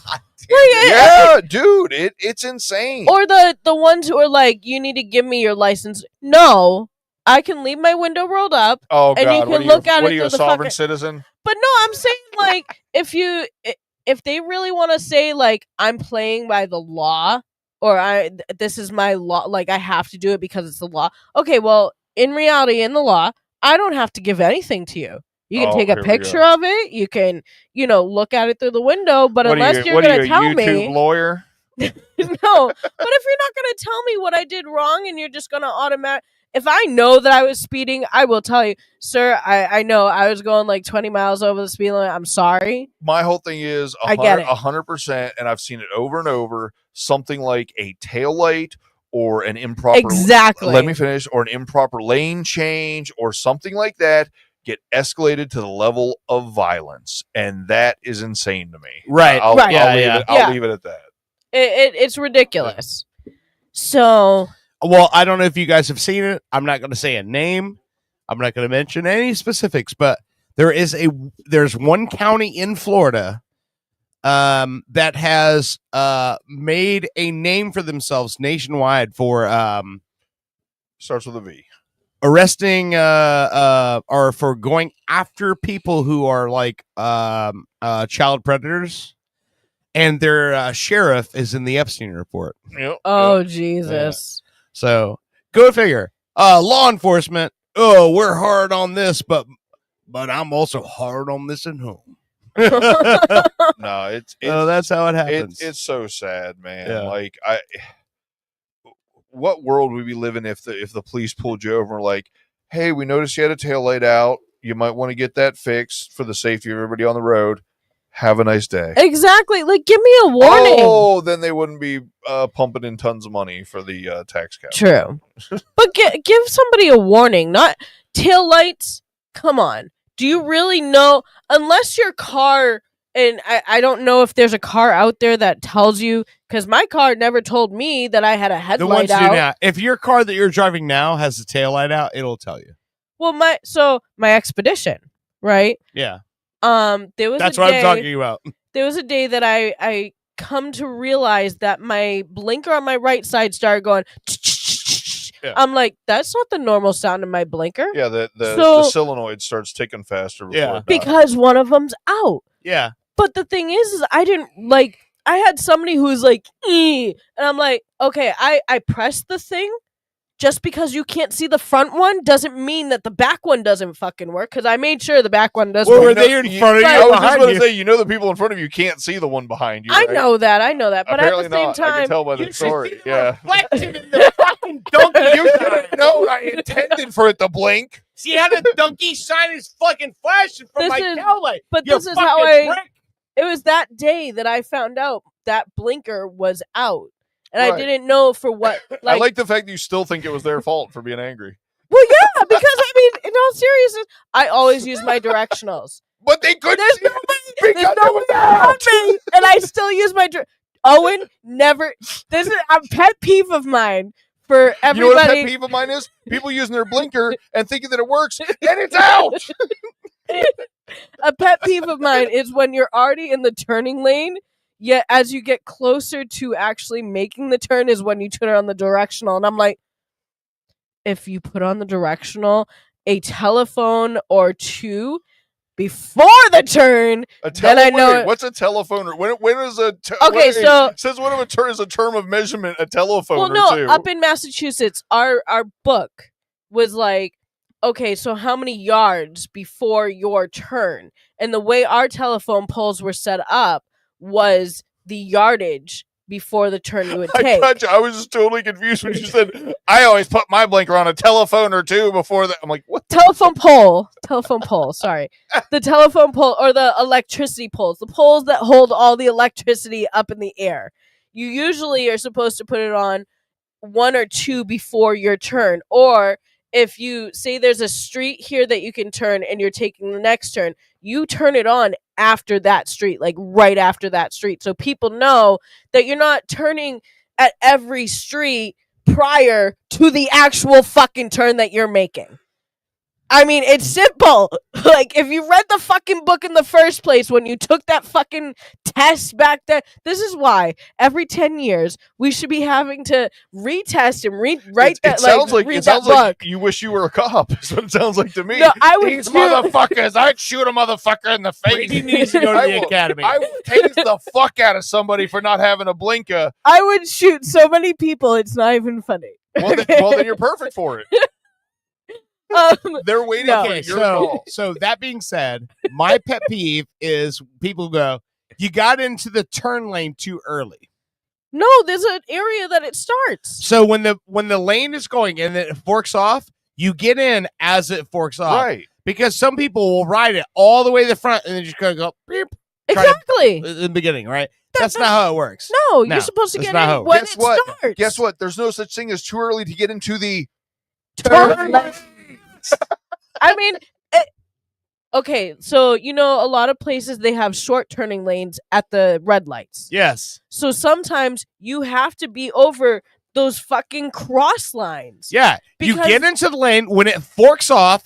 When you see the line go fork off, that's when you pull off and you ride it to the beginning. It doesn't matter if it's empty all the way to the front. You don't ride it all the way to the front and go bloop at the Right. last minute Yep, yep. and turn With into it. no directional. No, yeah. But yeah, Owen. Even with the directional. If you wait until the front and someone has already gotten into it and then you scoot over in front of them, you're the wrong one. Yep. I that's the thing. Like Owen, he doesn't put on a directional until he's like just about to turn. I'm like, oh my god, these are the things that I flip people off for, and you're fucking I'll give you doing another one. them. Another one drives me nuts. I will get out of my car and I will confront you. If I'm telling you, if I'm backing out of a parking space and you honk your horn and continue to go past, here's the way it works. If I'm backing out, you can see me backing out. You have to stop. Exactly. Now, if That doesn't you're- mean you're driving, you see me backing out, you honk your horn and continue going. That's not how it works. I will get out. I'll park across this whole lane. No one's going nowhere. Right. Until you get out of your fucking piece of shit car that you can't pay for and go, hey, motherfucker, when you saw me pulling out right there, when you see the tail end of my vehicle coming out, that means you stop. if I'm already halfway out of my fucking parking spot, where do you get off trying to fucking pass me? Yeah. There's no reason for that shit. You stop and you fucking wait. You don't speed through parking Okay, last one. lots. I will kill you for this. Tonight I on will Traffic Talk. hang on. Last one. I will kill you for this. If I'm trying to pull down a one-way in a parking lot, parking lots are the ones that drive me nuts because I will literally, I'm willing to die for this one. In a parking lot, when people do dumb shit in a parking lot, I will literally, I'm like, no one's going to Walmart today. If there's an arrow that's pointing this way and I'm trying to pull in and you're coming this way, and then you're honking at me wrong with you? I'll get out of my car and I'll go, hey, get out there. Look at this arrow. See how it's pointing that way? Yeah. You need to go home and commit suicide. No, my other I'm joking. I'm joking. My I'm like, if you're pulling this way and I'm trying to pull in and you're making me to be the victim, yeah, exactly. I'm like, no, you need to get out. See this arrow? You're a piece of shit. You're a dumb motherfucker. I'm sorry. You're going the wrong way down a fucking lane and you're making it to be everyone else's problem. And you're zigzagging around cars. I understand. I understand that not everybody reads English. I get that. Oh God! But pictures are the same in every fucking country. Arrow let's put some racism. An arrow always fucking looks the same no matter where you the fuck are. Yeah. We didn't do enough by talking about suicide and racism. Let's. You can't fucking read English. You need to fast. Jesus. Well, no, I mean, we went way down the rabbit hole. Oh my God! But no, I didn't know what to say. I was trying to find a place to can't jump in. stand You guys the wouldn't people. shut the fuck up. I can't stand the people who, all right, I'm going down a lane and I see there's a parking spot up front. I'm going to go through the parking spots that aren't parked in just to get to. No. You shouldn't do that. People are walking. People have children who run away from them like my kid does every so often. And I got to pull him back by his sweatshirt hoodie. Both y'all need to just start smoking weed is what it sounds like. I'll one up you. What we want? Hold on. No, I will one up you. And you will agree with me. If you stop in the middle of a lane and put the parking lot, put on your blinker while you wait for someone to load their car. You should be pushed to the side. No, you go past. They're not pulling out. That's not an open parking spot. If you stop and wait for them to pull out while they load their groceries and you lock, there's a whole line of cars behind you. No, if that's not an open park spot, you go past. I don't give a fuck if you stop and put your turn signal on while you wait for someone to load their groceries and load their car and back the fuck out. No, motherfucker, keep going. That's not a parking spot. You don't fucking back up an entire line of fucking people behind you. Guess what? As someone who can't walk that far and is slightly handicapped, I have to wait for that closer spot to the store. Then you circle the parking lot until one is open. The only you don't make 20 people wait for you. No, But I will I make don't, sure no. that I have pulled over so much to turn. Mind you, I drive an Expedition, so I need a pretty. He's right. I just circled the He's parking right. lot until I was just. He is being a right. smartass. But if I see somebody who's almost done putting their groceries It's just, in, as soon as someone says you're going to agree with me, I love to try to find a way to disagree. For if some I reason. if I see somebody who's just in almost me. done putting their groceries in the car and about to get in and back up, I'm like, all right, I will move my car over enough so they can get out. And if somebody needs to go around me and get the next spot, they can still fit past me while they finish up. Basically, here's my rule in life. This is the worst segment we've ever done. Yeah. Here's my rule in life. If I'm trying to do something, if there's someone behind me waiting, yes, then I'm wrong. I've told you guys. That's my thing. A big part of my anxiety. Hey, my dad always taught me two things. The two worst things you can be in life is late and in the way. Dude, That's I've it. told you guys before. If I'm in the way of someone else's progress, I'm wrong. I will order a number one if I don't think I can figure out what food I want quickly enough because there's people behind me. So you're preaching to the choir. Like, and I've said And that listen, before on the show. A number one at any fast food joint is going to be their fucking Their main the thing. mascot, Yeah. You know, the You're getting a Whopper or a Big Mac or whatever. a Dave's Double. Oh, what is it? Big Buford. It's Dave's Big single, Buford. double, Oh man, who can go wrong triple. with it? But what is it? Wait, what's the number one at Taco Bell? Do they have a number one? Oh, I don't Oh, think of they have course a- they do. Yeah, they've got number one, but I've never ordered it because Mexican pizza is usually around 5 or 6. Yeah, but no, that just made me think. Like, what is what is the number one at Taco Bell? I want to say it's just like, a burrito and a couple tacos or something. It's Hold on, I'm gonna look this up real quick. No, that's a Taco good Bell question, dude. Because menu. like with their menu, what would be the number one? I guarantee you, it's cheese and beans and lettuce and a corn sauce. tortilla Yeah, wrapped yeah, up yeah. in one way or another. Yeah. Okay, it doesn't give me the numbers, but it looks like the top one is Discovery Lux Box. No, that's the special. That's Alright. that's not number one. I may not know. Specials? I don't know much, but I know Taco Bell's combo number.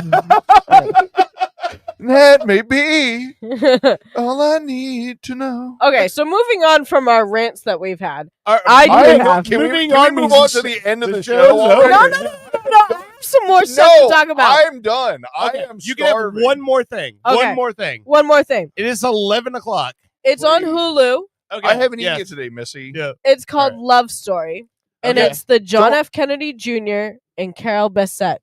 Don't care. Hungry. Okay.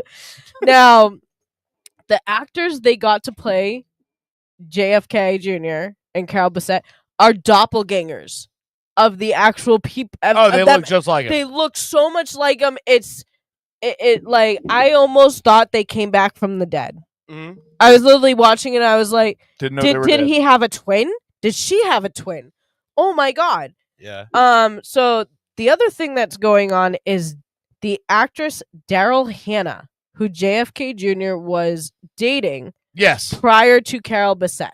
Yes. Now mind you, in shows like this, Daryl Hannah, she was in Kill Bill. Yeah, Kill Bill, but her original thing Mermaid. was Mermaid. Yep. Yeah. Yeah. So pretty girl, Yeah. blonde, blue eyes. I'd fuck her. Exactly. Very good. But so now at every beginning of episodes, it says that these stories are inspired by true events, but some of the stuff is dramatized or fictional, whether it's the characters or the actual events that are going on in this episode. Right.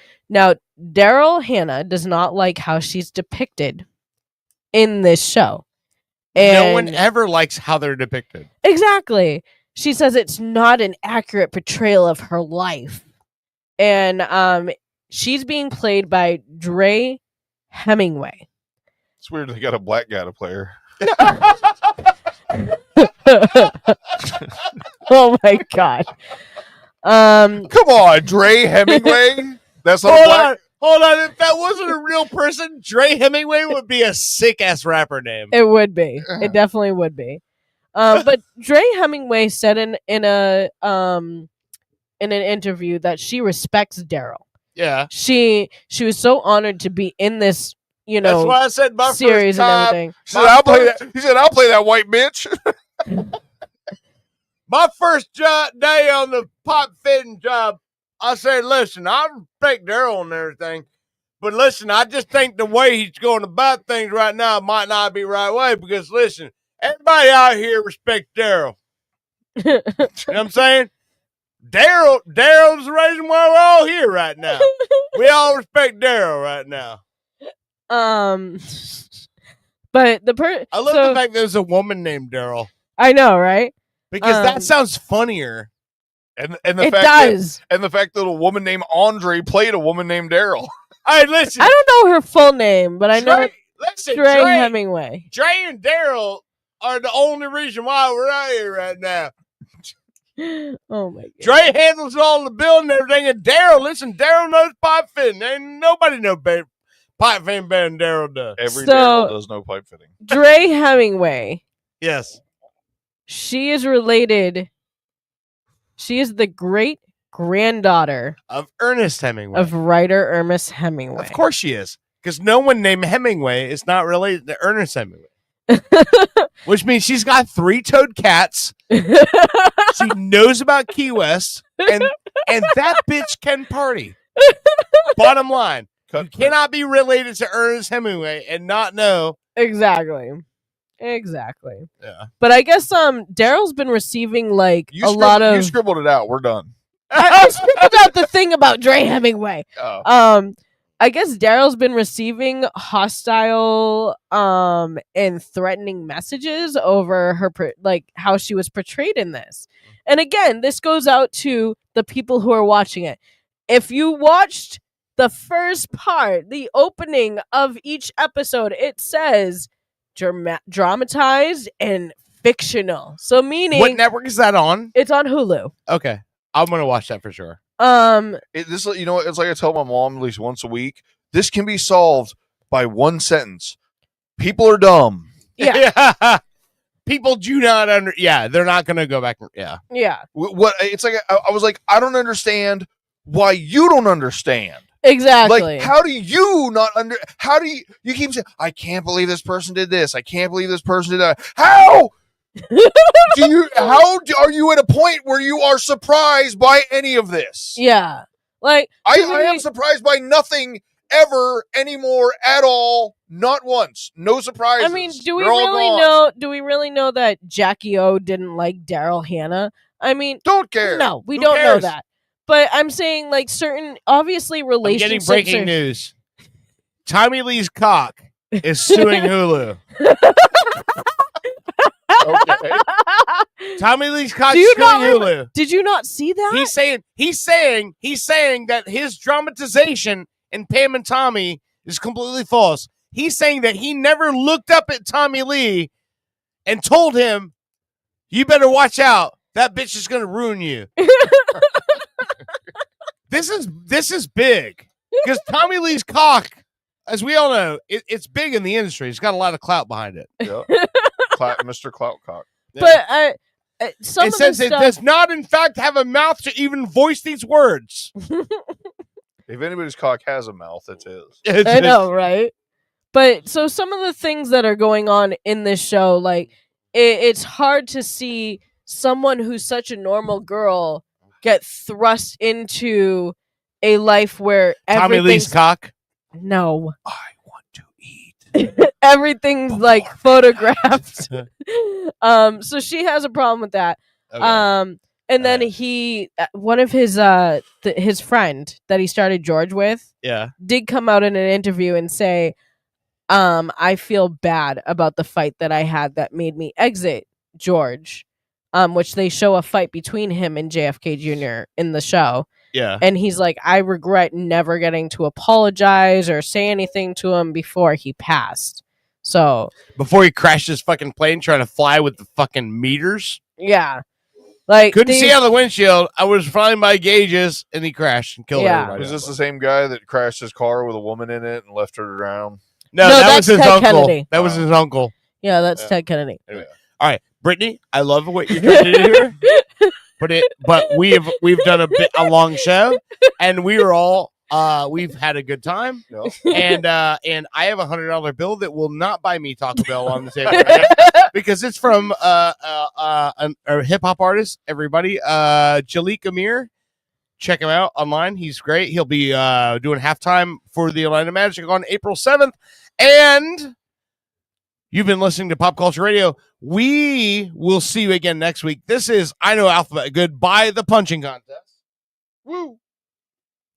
And hang on, here we go. Listen to Pop Culture Radio. We will see you again next week. Have a good night.